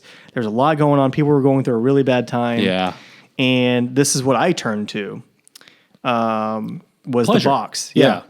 Which was interesting. I was like, okay. I liked it. I thought it was really cool. I was like, this is actually really interesting. Yeah. And I wish they'd honestly had done more with this. Yeah. If somebody told me tomorrow that like, hey, there's going to be a prequel Hellraiser series just about Captain Spencer, I'd be like, I want to watch this now. Yeah, I'd be curious. Is it on Tubi? Probably. Yeah. Realistically, yes. I did write down, this is a good place to talk about it. Captain Elliot Spencer does kind of sound unfortunate like Elliot Spitzer, the New York governor who solicited prostitutes and spent over $80,000 on them. Yes. I forgot to say, I did write this note down. I forgot. You asked how Terry takes out JP. She has brass knuckles in her back pocket. Right. The brass knuckles. I forgot that. I was like, that's so insane. But she just happened to have a pair of brass knuckles in her back pocket. Because she's tough. Yeah, she's tough. She's not taking nothing. So she hits him. I also wrote down during that... Also, there's a weird thing on that pillar. It looks like... So they have the weird baby head on the pillar. Yeah. And they also have a head that just looks like Chunk from the Goonies. Yes. Oh, we also neglected to mention when he ate the girl that JP slept with. Yeah. her head kind of like grew into the pillar. Yeah. It's like it birthed a head. And also it was like down at the bottom and upside down. Yes. When back to the dream Joey's having, when she's talking to Captain Spencer, he refers to Kirsty as a friend. Yeah. And I was like, she is? I guess in like Hellraiser 2 at the end, she did a friendly thing by separating him. But it was kind of those things where you do somebody a favor and they're like, you're my best friend. You're like, oh, no. And let's not forget, she absolutely did not do that on purpose. Like, No. that's just what happened in the I scene. mean, it's one of those things where it's like, that's how bad his life was. But he was like, Yeah. She had a photo of him, and now he's like, I- we're friends. I do think it'd be really funny if like we saw Pinhead trying to be friends with some of the other members of the Order of the Gash, where Yeah. he's like, Butterhead, my friend, and Butterhead's like, Butterball is like, he's like, my name's Butterball. Butterhead. My name. Butterhead is what you call someone that's ugly from the neck up. Not just the face, but like the back of the head's kind of wonky. She's a butterhead. Or is this somebody who's like really good at blowjobs? Like Butterhead. Yeah, Butterhead though. Oh my God. It's so funny that you and I picked like the horniest movie franchise to cover. Yeah, we're asexual, so that's why it's funny. Yeah, we're super asexual. I just would like to see Pinhead trying to be friends with Chatterer and like Butterball. It's like, are we like, do you guys want to hang out? And they're like, no. we're coworkers, dude. Yeah. I don't want to do like weekend stuff with Yeah, you. We can no. like make laughs at the office, but like Yeah, that's about it, bro. this is where because we're pretty far into the movie now. Yeah. We're at least halfway. Joey's still in the dream right now. Yes, Yeah. and that's where Captain Spencer mentions that like Pinhead, the other version of him, is out there in the world. He's unstoppable. Yeah. And this is where I'm like, what is he trying to do? Yeah. Like now we're kind of learning like he wants to take over. Yeah. Like unleash his. I feel like it could have been spelled out a little clearer, like what his. Because when you think about it, it's like id and ego like split. Yeah. When he like this is one version of him, this is the other. But it'd be cool if they like defined like what these two versions actually are. You Yeah. know? Well, one's Anyway. Captain Elliot Spencer, one's Pinhead. No, I understand, but like what are they? One's a former soldier and one's a master of hell. But they're the same guy. You know what I mean? Like Oh, I see what you're saying. like what is a cenobite when you take the guy out of it? Bad guy. But I know, but like that's I don't know. God forbid I want like some explanation of my movie. Like I said, I don't always like good movies. It's like shut up and eat your food. Yeah. That's what it feels like. No, they would never say that. So Oh, also, we should point out that the bartender who kept making, working a weird dating conspiracy at the club with JP, that's the guy who wrote this movie. yes. Yeah. And you know what? Like not bad. Yeah. I Not awful. assumed he was Clive Barker when I was watching it. It felt Yeah. like this is somebody. Yeah. So The box has to be destroyed. That's how we're going to send Pinhead The puzzle back. box. The puzzle box. yes. The Lamarchand box or the Lament configuration. Has to be destroyed. And Pinhead wants it. That's how he's going to stay alive. Yeah. But he can't just take it. It has to be given. Which Yes, it has to be given to him. Who's Again, giving- every movie adds some like new thing. Like Yeah. Like, oh, you by have the to way, do it. he can't ask for it. You have to permit him to have it. He can't take it. So is this where she tells him like, hey, to get him, you can like trick him. Like he tells her the plan. Yeah, he's like, we got to get him into this world with me. Because he's powerful there Yeah. in the dream world. Yeah. This movie is trying to eat Nightmare on Elm Street's lunch all over the place. Yeah, by the way, for sure. But yeah, so A there's lot of people complain. They're like, oh, the wine scenes are like all over this movie. And it's like, yeah, okay. but they're not connected to Elm Street at all. No, but I still, do like, think, they like- clearly were like, we need to make some money with this movie. Powerful in Dream World is like a Yeah. Nightmare on Elm Street thing. They're definitely trying for a bigger audience. Like the other movies, they made money, but they weren't like the biggest horror Yeah. movies. And they're like, if we could like connect to a bigger audience. I think I read this is the biggest earning of the three of the franchise. Yeah. So then we go back to the club, and now Pinhead is a full man. He's free. He's free. He comes downstairs. Yeah. I don't remember the line. Do you remember what he says? No. They he bursts through a wall, they seem to imply. Yeah. And they do a stunt where a guy jumps from a second story to the ground and like lands on the bar on the first floor. And you can tell it's like this big stunt because it's shot from like 3 angles. And the movie like stops down to be like, whoa, this guy jumped a story down. You know, like it's a big moment. And then Pinhead comes through a wall.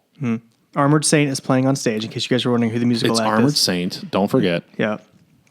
Then he says some one-liner. I can't remember what it is. Let's get this party started. Is it that? It's something like that, though. It is something dumb. I'm going to show you pleasure, whatever. Yeah. And this, I will say, is like the money. This is like the moneymaker. Basically, this point on, the movie rips. Yeah. Up till then, we're kind of like, okay, there's some fun scenes. There's a little bit of annoying stuff. Movie kicks into high gear. Yeah. He terrorizes the club and kills almost everyone in it. Just so many people dying, so many different ways. Some cool kills. Joey said like his favorite kill was in the scene. There's a kill I very much so don't like. It's the one where Pinhead becomes a piece of ice that then stabs a woman through the mouth. Yeah, a woman is sitting with a drink, and then some liquid comes out of a cup, turns into Pinhead's head. Yeah. He like laughs. It turns into a spiky ice pick and goes through her face. Yeah. And kills her. That was definitely some early CGI as well. It was just weird. I was like, why is this happening? But I did like it. I thought it was like creative. I was like interesting. What I did like a lot is there's a part where a chain comes at a guy and he grabs it. Yes. He stops it from getting him, and you see the little hook in his fist. Oh my gosh. And then it yanks back and rips off the tips of his 4 fingers. That scene rocked. That was a cool little effect. That was a cool kill. Also, if you're a Gremlins fan, the lead actors apparently has some weird small cameo in this. Yes. I think you just see him as a dead body later. Yeah, he has like a pull cue through his chest. Yeah. What are the other... the DJ. Yeah. This is pretty great. Yeah.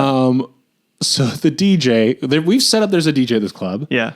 He is center frame while 5 discs like around his head in a semicircle. It reminds me of like buy 6 CDs, get a 7th free. Like around his head. You see him. You see him mouth what the fuck, and then they all attack they like go into his skull and kill him. Yeah. Which is cool. Mm-hmm. Bartender gets barbed wire wrapped around his face, which I thought was like odd. I was like, okay. And it just cinches. The movie starts to do the nightmare, like ironic, like death, like hoisted by your own petard sort of thing. People are trying to run. The doors all of a sudden close. All of a sudden, a pool of blood, which this is not the first time. Outside the door, the camera like tilts down and the blood seeps out. It is cool. Which I gotta say, again, this is the guy who wrote this was the bartender. This scene, when I was watching it again, reminded me so much of Wishmaster. There's a casino scene with a bunch of crazy stuff like that happening. Cool. And sure enough, he's the guy who wrote Wishmaster. I was like, that explains a lot. Is Wishmaster the Wes Craven Presents? Yeah. It had a cool poster. Yeah. The black with like the face that kind of angles in with the red text. Yep. Everything is like box art because I just would walk through the horror aisle and just look at everything. So cool.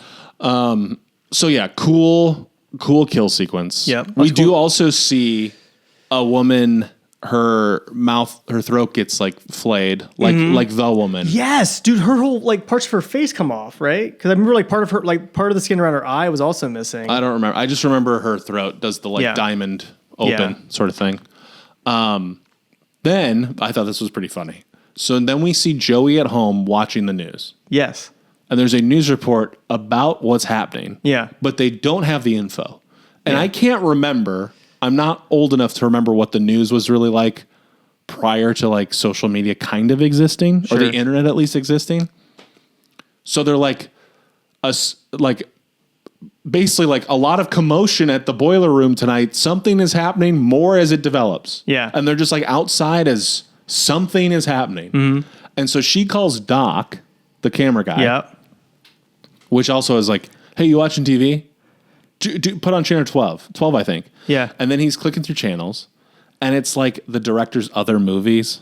And then it's an interview with the director with his name on the lower third. Yes. And I was like, oh, what a dumb little cameo. Yeah. And then he starts watching the news too. And the news report truly has this feeling of like, there's some sort of disaster, but we don't know what. We'll keep reporting. Like I've just never seen a news report that is so uninformative. That was so weird. And also, like, how did you hear something was going on there? Yeah, like what? Also, Doc is watching something weird at one point where I was like, what are you watching right now? It's like King Arthur or something. Yeah. It's like Knights of the Round Table. And he looks so bummed out to be like... She woke him up also. Yeah. He was asleep watching TV. Yeah. So I'm not sure why, but Joey goes to the boiler room. Right. Does she realize it's connected? I guess probably something, right? Something. That's the weird thing is that like she goes back and forth through the boiler room. Other times it seems like she's like, is that place still around? Are we I still know. doing that? Okay. Again, just the movie. It's odd at times. So she shows up. She shows up. And it's the aftermath. Yeah. It's just bodies everywhere. Yeah. Also, wait. With the news report, she leaves. All of a sudden, the TV turns off and the camera pans down. We see that the TV was never like plugged in to begin with. Oh yeah, you see two outlet ports next to each other. Which again, it would only have one. It was very funny that it was two of them. Yeah. Which like, what purpose does that serve? Why is it unplugged? And also, like in the news story, they show that there's fake. I guess fake footage. I don't know because it shows people being removed. So that, like clearly some people died. But they're like, yeah, we don't know what's really going on, but something's going on here. Like, okay. Is it tricking her to go? I think so, but it's like, I think she would have gone either way. Yeah. I thought it was setting up the whole electronic. They're like, I don't know, new cenobites or something. Yeah. But anyway, so she goes there. It's the aftermath. Yeah. I thought a very cool kill that we did not see is that a guy has two pool balls in his mouth. Yes, that thing like was next so to cool. each other. And they built, they put in like a prosthetic so his mouth is like engorged so it could fit two billiard balls. Yeah. That was pretty sick. And I think he's laying next to the guy with the pool cue, and that's Zach. I always want to say Zach Gilford. That's the guy from Friday Night Lights. Zach Gallahan or something. Yeah. The guy from Gremlins. Gremlins Super and New Waxwork. And Waxwork. Yeah. So she goes in there. She's like, always dead bodies. Lots of dead bodies. So Yeah. many dead bodies. Which again, not really what Pinhead is usually about. He's like, no, we not don't do bodies this. everywhere. He's like, listen, I am an artiste. I do my work on like one person at a time. I'm not doing whole crowds, but this is evil Pinhead. So of course he takes out a lot of people. Now. She goes upstairs. She finds Doc's dismembered head. His head's been cut off It's like in his lap. in his lap. It's very weird. You're like, okay. Yeah. Pinhead shows up. He's like, hey, cool box. Yeah. Can I get it? Can I get that? And she's like, no, it's my box actually. And I know the deal, man. He starts making stuff happen. And she's like, I got to get out of here. She runs. She runs. Here comes another cool set piece, Yeah. which is the streets of Carolina, Yeah. where now there are new cenobites. Yep. There's, Oh, go ahead. I was going to say there, so that we still got Pinhead, Yeah. but now there is the CD man, Yeah. which now like the CDs that were going through his head are like just kind of permanent wounds. Yeah. And the thing I will say about him, his design is I wish it doesn't look like it hurts. It just looks like his face is molded with stuff in it. Yeah. Then we got Doc, the camera guy, now has, instead of an eyeball, a camera shoved through his skull. Yep. It also bothered me that they shaved him. Did you notice that? Yeah, I didn't understand He why they has did sort that. of like a Fu Manchu mustache now. Yeah. When before he just had like scruff and a mustache. Yeah. And long hair. Yes. He looks different. And now like he's she's like, completely bald. Doc! And it's like, Yeah. that's not I didn't even Yeah. know it was the same guy. It's the same guy, but you're like, I would not have known. And then there's also, they call him Barbie, but it's the bartender. Yeah. With the barbed wire wrapped across his face. And now we've also learned that when he opens his mouth, it shoots flames. So Joey first sees Doc. She's running, and then like causes an accident. A guy like almost hits her with his car, and then Yeah. and he's smiling, big smile, like as he's like about to cause this accident. Right. Runs into a telephone pole, and she's like, "Oh my god!" Also, it's the 90s, whatever, but the telephone pole like for sure explodes before the car hits Yeah, it. yeah. It's like a very Yeah. clear, like, the timing's not quite right, but good enough. yeah, we don't have time to be reshooting. Yeah, no, this. that was a one and done. So Yeah. moving on. She gets to a place where they're selling TVs, and of course, there's a bunch of TVs. She looks over. It's just Joey on every Yes. TV screen. It's Doc. She's like, Doc, no. And unfortunately, Doc is going full Freddy Krueger of like, time for your close up. Yep. Let's cut to whatever. Like it's all camera puns. It's so dumb. But we do see, we texted about this. Yeah. But Doc, the camera kill.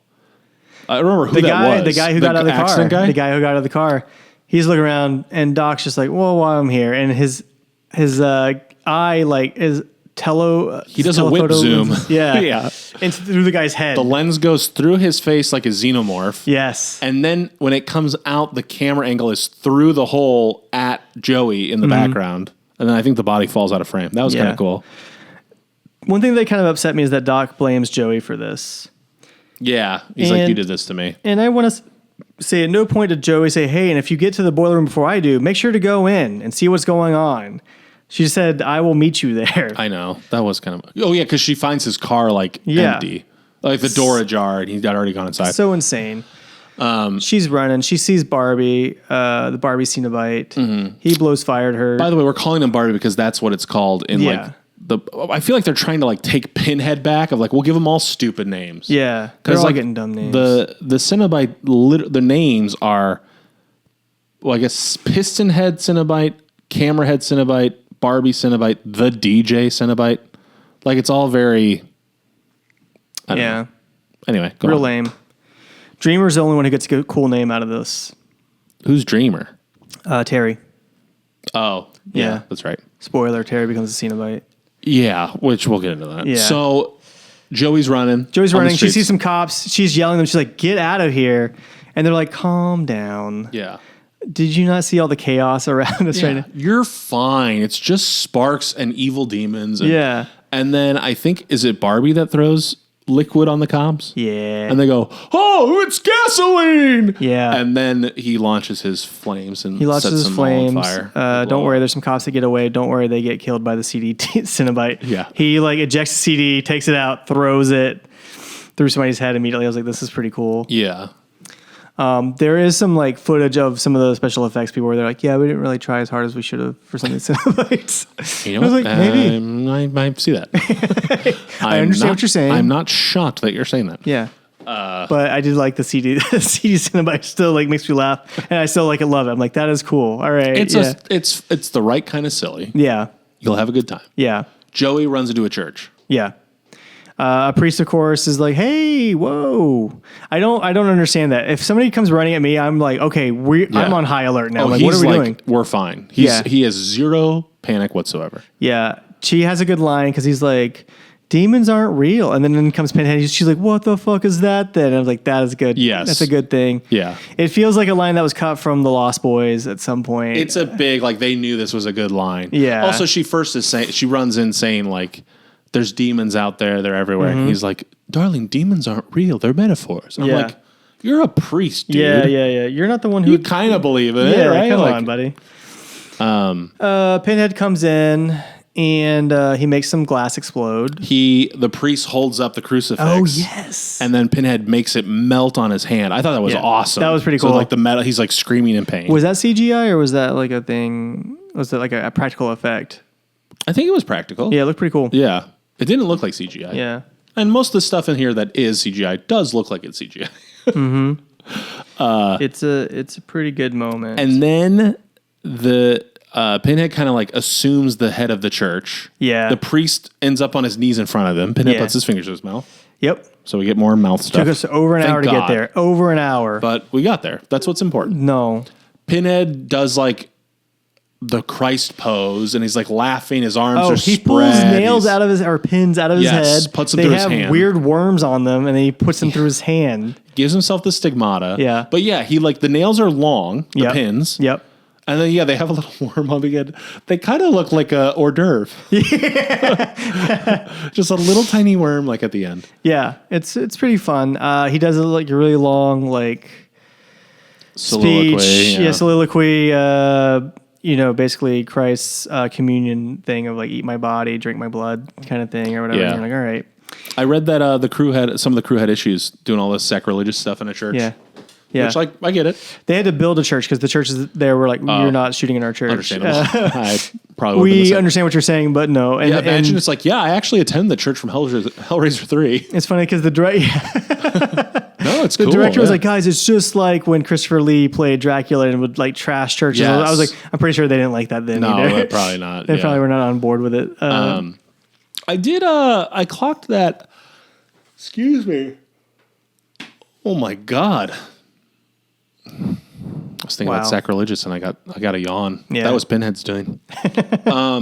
I did note that the other ones, I didn't think about it till like tonight, but the first two, like, there's no like actual Christianity with this hell. No. They kind of avoid. To me, it almost felt like the other ones. It's like it's like the hell of all hells. Like, no matter what you believe, this is like the real hell. Yeah.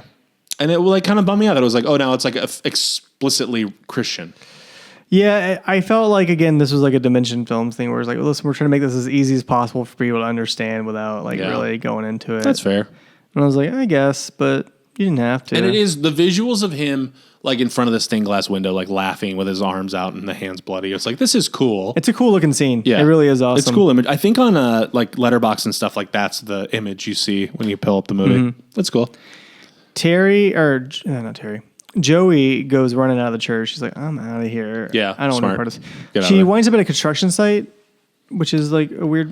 Yes. Okay. Which also, I don't know if this is just me, but whenever I see a construction site in a movie, especially at night, I always think of the Mighty Morphin Power Rangers movie. Because there's a scene where it's, I think it was like one of the first movies I was kind of like aware of where it looked so much, because the TV show looked so cheap. Then the movie, you're like, this looks incredible because it was actually made for like an American audience. And there's a scene where they meet Ivan Ooze in I think it's a construction site. Yeah. But it always to me looks like when I see that, I'm like, this looks like Mighty Morphin Power Rangers, a movie I have no reverence for. I couldn't tell you what happens. No. I just remember that one construction site scene. That's pretty interesting. I think of most action movies always have construction site scenes. So I'm always like, oh man, something's about to go down here. And it's never that they're going to build something. It's always like somebody's about to fight somebody. Yeah, exactly. So yeah, we end up in a construction site. Yeah. And I think this is where we see a couple other cenobites, right? Yes. This is where we see JP with a piston in his head. He's got a piston that's working, which is working. cool. Like yeah, it's pretty cool looking. Which I was wondering, is the piston supposed to be sort of like sexual, like pumping? I think so. Because again, like there's a lot of like Nightmare on Elm Street sort of like ironic death stuff. And I was like, I wonder if that's like a... I think that's what they were going for. Because again, like that motorcycle was never once brought up at all. It's like you see it kind of off in the background. You're like, no, you never see is like he a big riding motorcycle guy I wasn't aware of? And then we see Terry as a Cenobite. Then we see Terry as a Cenobite. Which now you're going, oh, no wonder she's been gone for 20 minutes. She's dead. We just didn't know. We just didn't know. Again, this is another scene where it's like maybe they just cut this scene for some reason. Yeah. And then I was listening to an interview with the actress, and she was like, "No, it literally reads like that in the script. It's just like, hey, I guess she died at some point." You're like, "Oh, okay." And why not? To the thing where you texted me like, "I have one problem with the movie." I was like, "I bet it's that Terry dies off screen." Yeah, like, yeah, that's it. Yeah, I was like, "This is so weird." I was like, "I don't understand why they did this." It's bizarre. It just feels sort of like, "Oh, that's where she went." And I honestly, right now, I can't remember what her Cenobite form looks like. She looks like the woman, but not as cool, and she has a cigarette in her neck. Oh, yeah, the cigarette in the neck. That's stupid. Yeah. Because we barely established her as a smoker. Like, we know she smokes, but... Yeah, but so did everybody in that movie. There was also... I forgot there's a part where...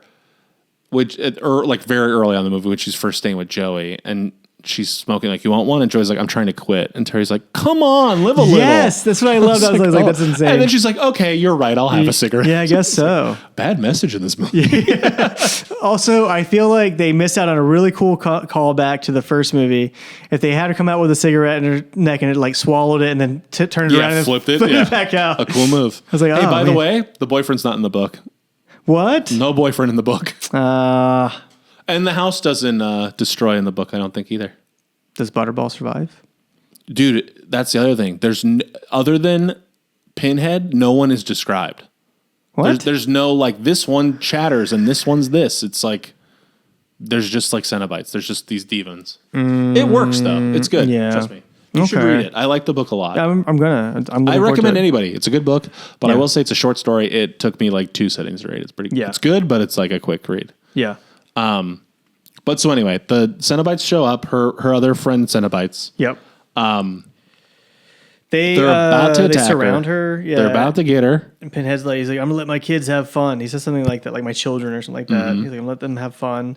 They just kind of walk around her and Dreamer. They're surrounding her. Yeah, they surround her. JP just kind of laughs every now and then, and Dreamer like puts out her cigarette on Joey a few times. Yeah.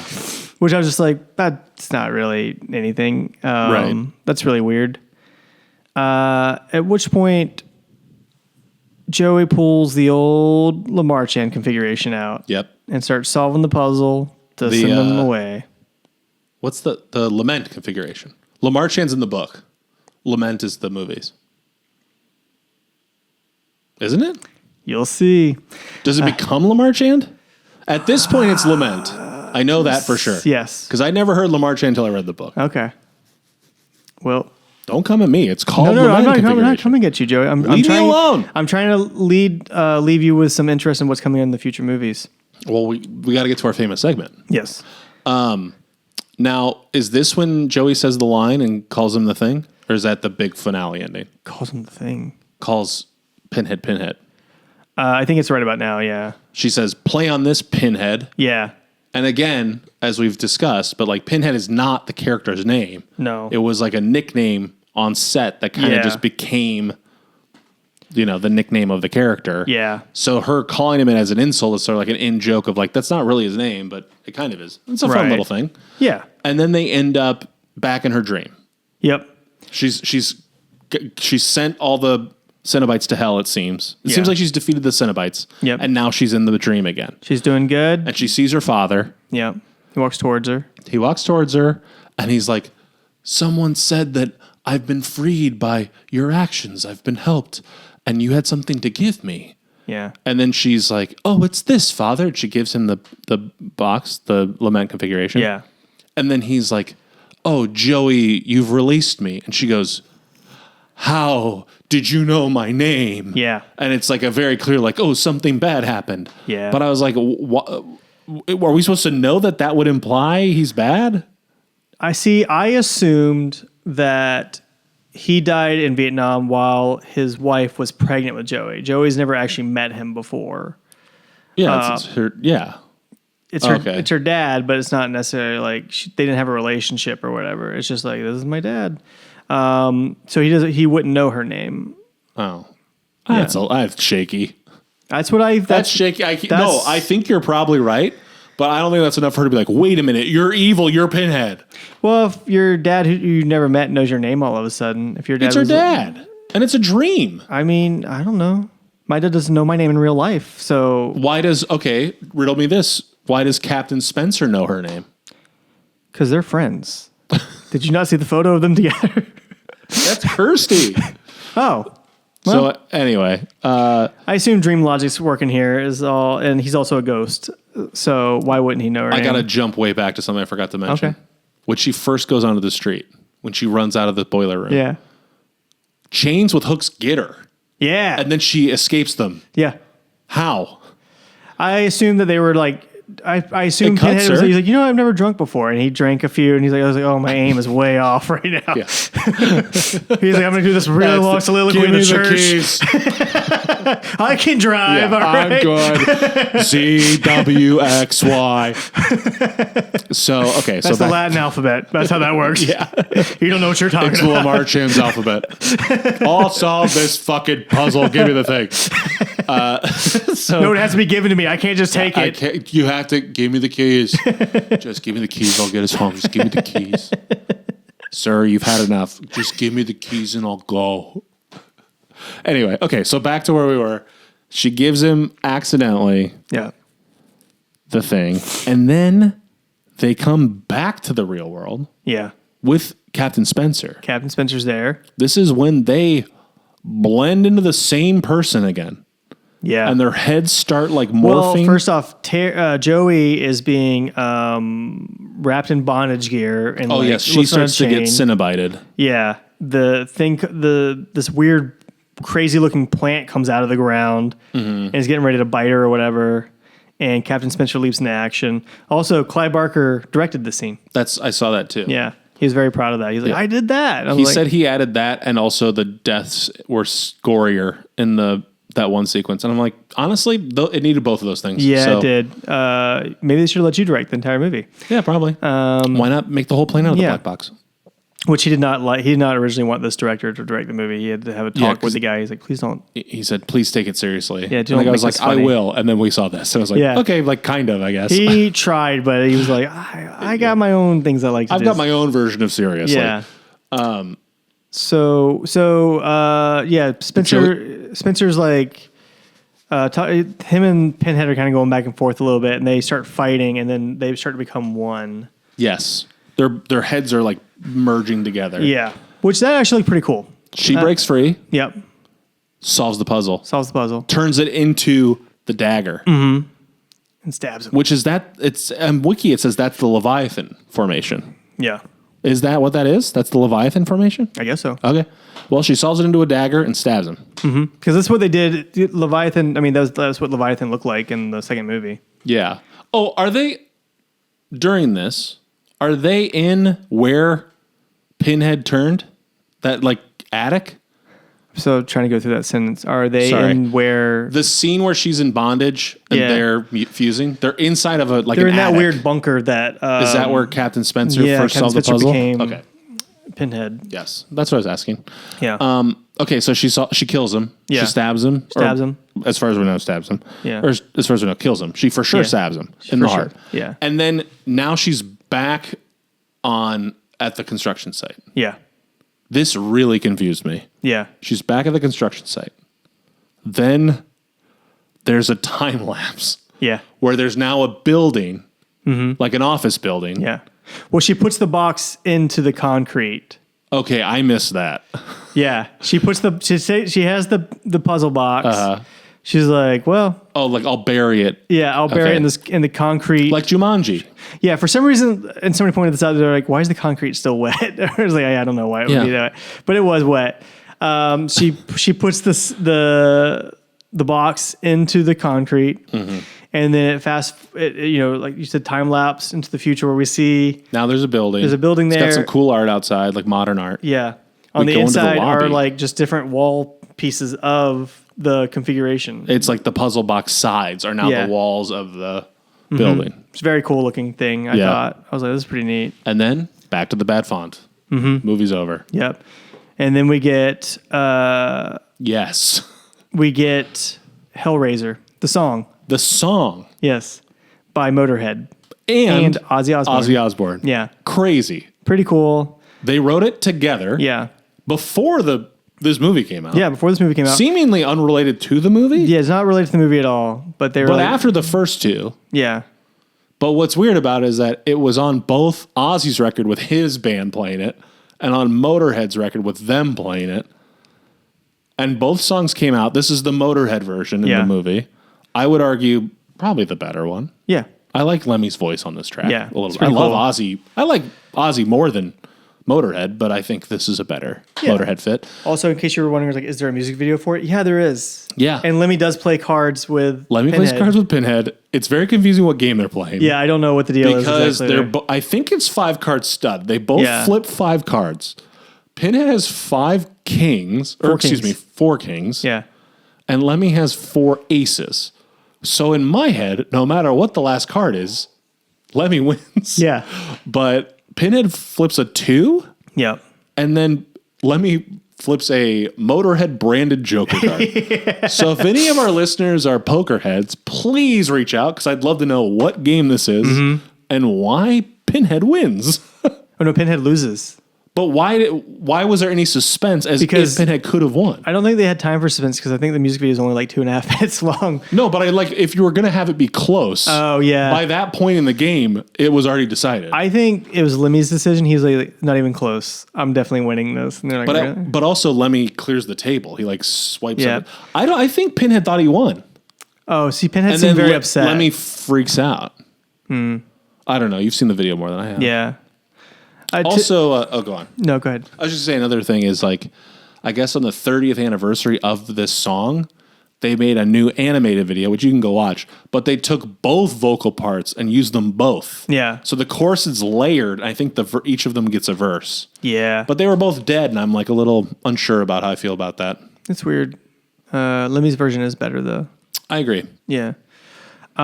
This is also the only Hellraiser movie with a soundtrack, of artists that were performing at the time. There's a lot of industrial bands and metal bands on this album that I thought was kind of cool. Well, we were talking about, there was an era where there were horror movies with a title track. Yeah, I think of Shocker. We talked about the Wes Craven movie has a cool Paul Stanley song. Not a very good movie, but a cool song. Yeah. We got Pet Sematary by the Ramones. Yeah.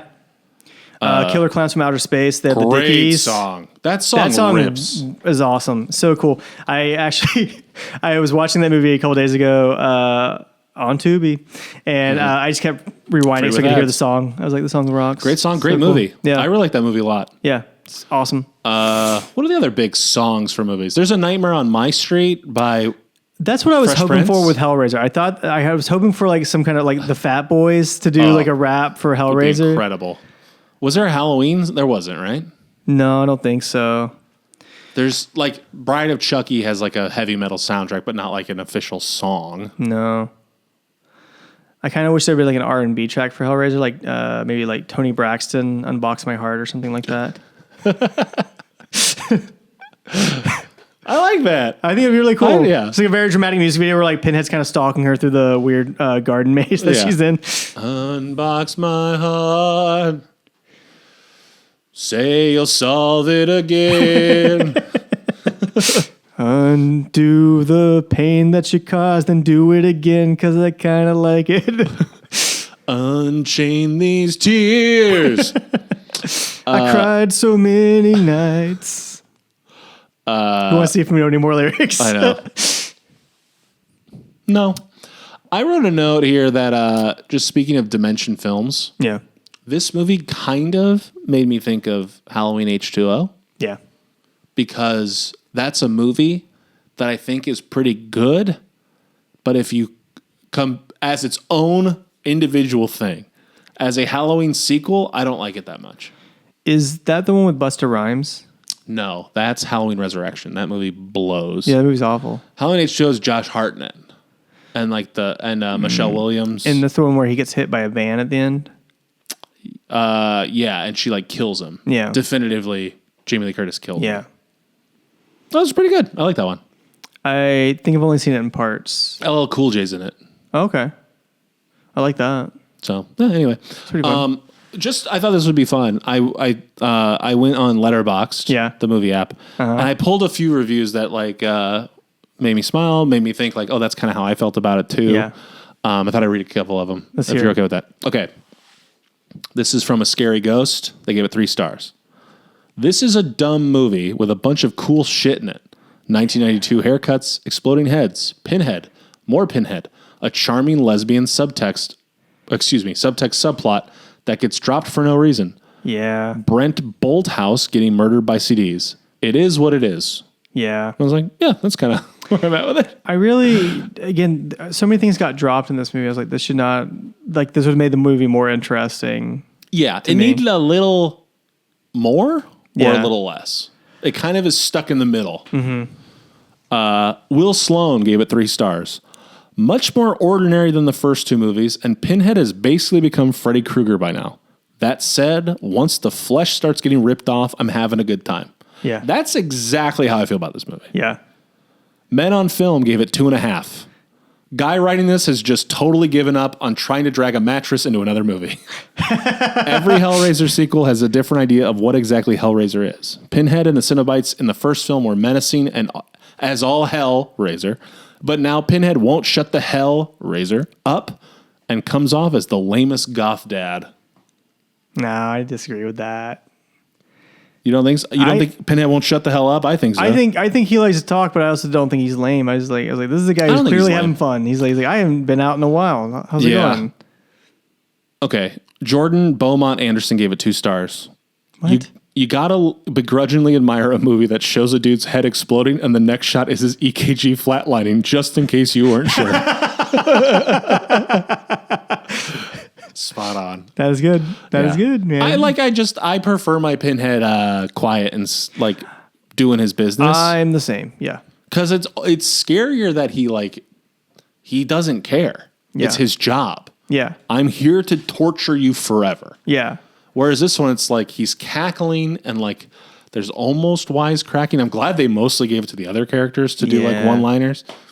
But just, I don't know. I love what scares me about the first couple is the idea of like, you sought this out and now you've gone too far. Yeah. It's sort of the like H.P. Lovecraft thing too of like, there's horror beyond what you can imagine. Yeah. You thought you knew what you wanted. We told you there's one step further you could go.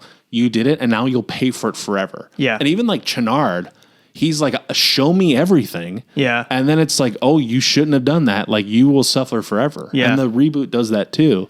And I enjoy that the thought of like someone that wants a new experience so badly that they'll be tortured forever. Right. And this one is very much so like people get like, they stumble upon it. Mm-hmm. And also we haven't even talked about this yet, but like, we don't know how people become cenobites, but in this one, Pinhead just makes them into them.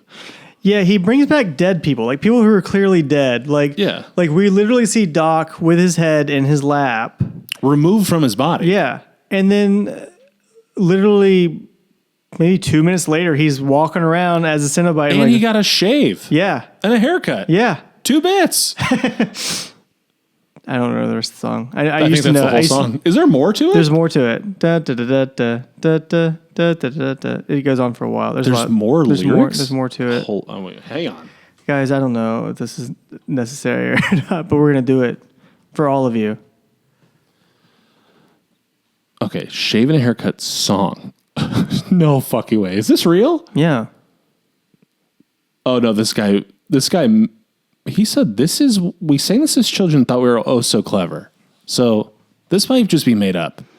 Shave and a haircut, 2 bits. I've got a cow with 6 tits. Every time I milk it, it shits. No. Shave and a haircut, 2 bits. No. Are you sure? That's what they say? That's not it. Because we sing it at the YMCA and they definitely would not have allowed us to do that. They probably made it up. I don't think so.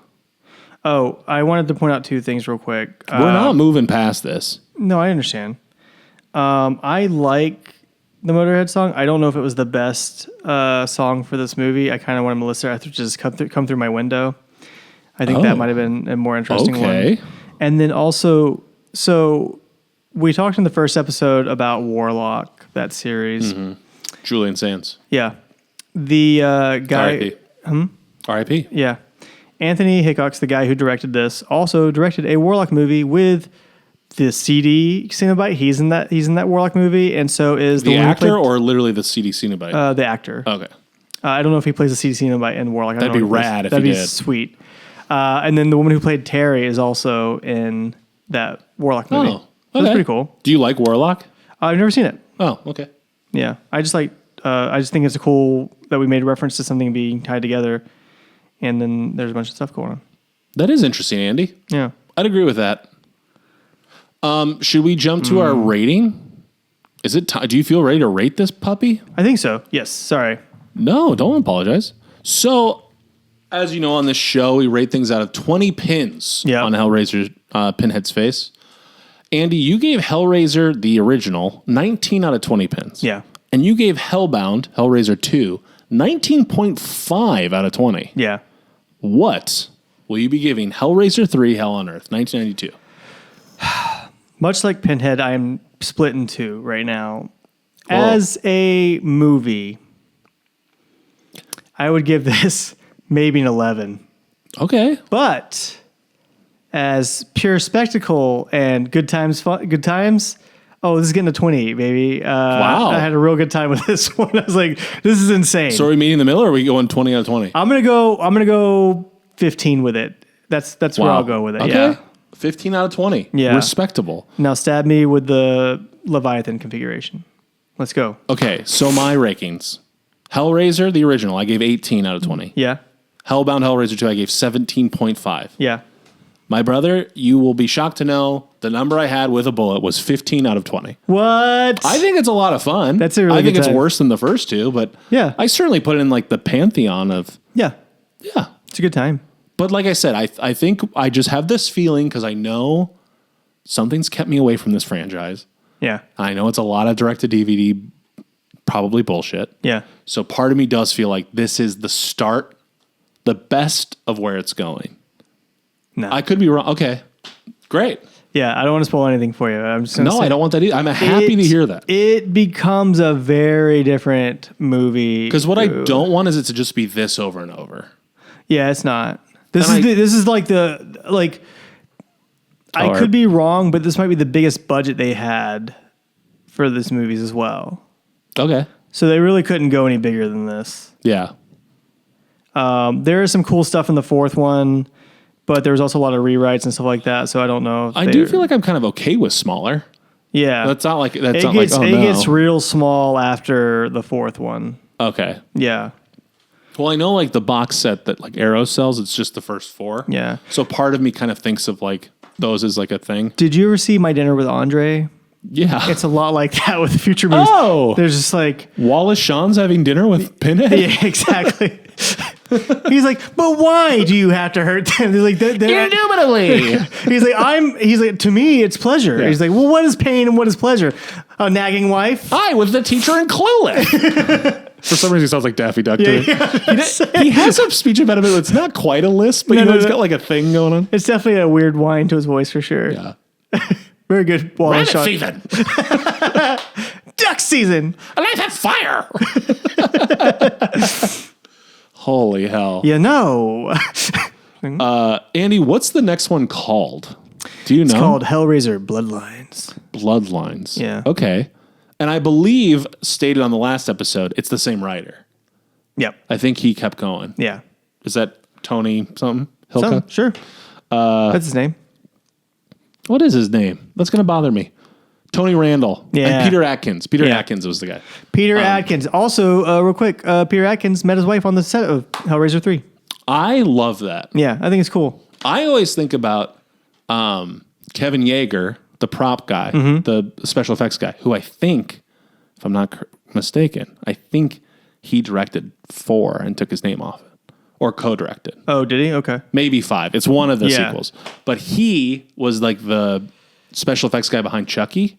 Yeah. And he married Catherine Hicks, the lead, the mom in Child's Play. Oh, and what? they're still together. They've been together. That's the whole amazing. time. And I was always like, oh, that's a cool little love story. I love hearing that. That's so Yeah. cool. It's kind of like, what's her name? Nancy? The one who played Nancy. And Heather Langenkamp. yeah, she's married to a special effects guy as well. Oh, really? From one Yeah. of the movies? Like they have a special effects company together. That's so cool. I Yeah. love stuff like that. Yeah, so it's cool. nice. It's sweet and nice. Don't you Pretty think? fun. Pretty fun, I man. just think it's sweet and nice. I think it's a good time.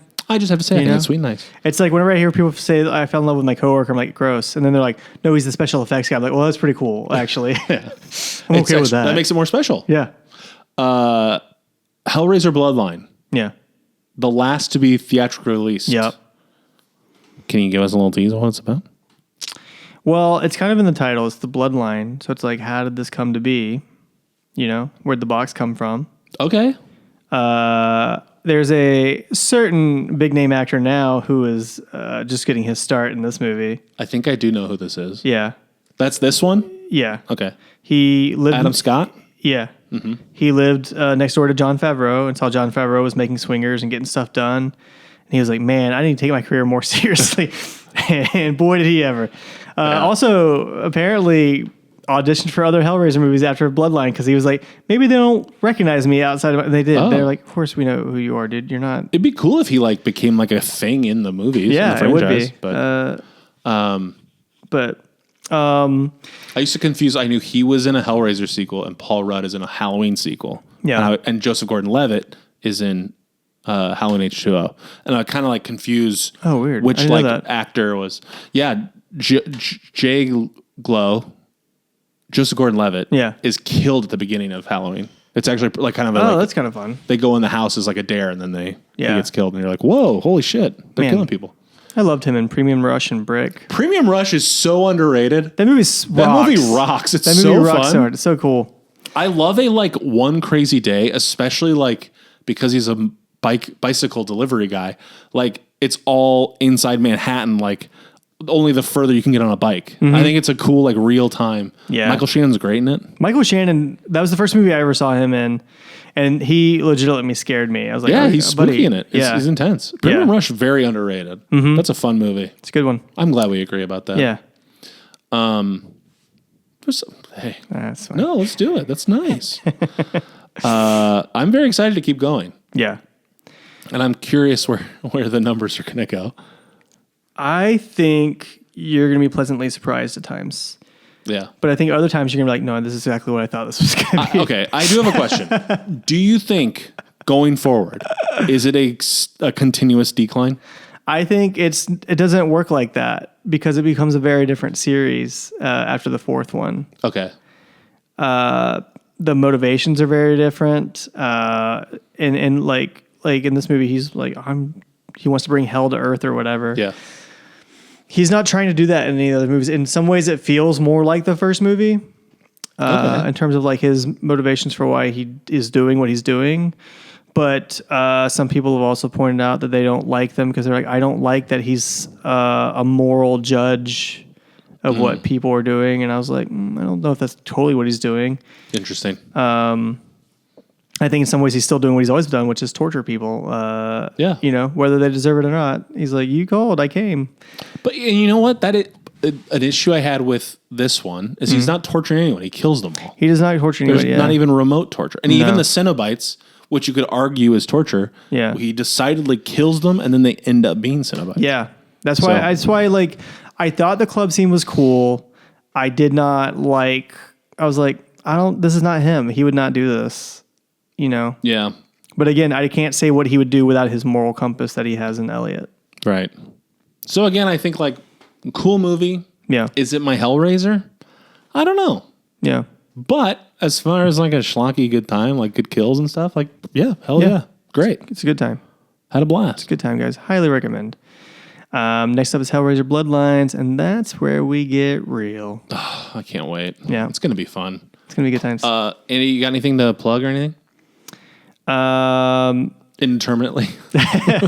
Well, let's see. I did a show at a bar that I really liked. Then I did a show at another bar that I had fun, but there was another comic on the show who was so bad that it ruined the entire experience. Oh no! And I was like, oh, this is just bad. I don't like any of this. So those are coming up. I went to a comedy show. I can't wait to tell you about it. We'll save it for off mic. Ooh, buddy. I mean, it was a lot of fun. Was highs it? and lows. Yes, very fun show. But highs and lows. I'm excited to tell you about it. Okay, well, hey, thank you for listening. Are you plugging anything? No. I'm on social media at Joey Bergeron. Yeah, What's I'm on your- social media at Andy Ryder again on Instagram. Andy Ryder again. Yep. That's right. Why is it again? I couldn't get Andy Ryder. Oh, okay. Well, I like that. Yep. That's fun. Yeah, thanks. All right, buddy. Let's get out of here. Later. Great episode. See you next week. Boom. Bye. Bye.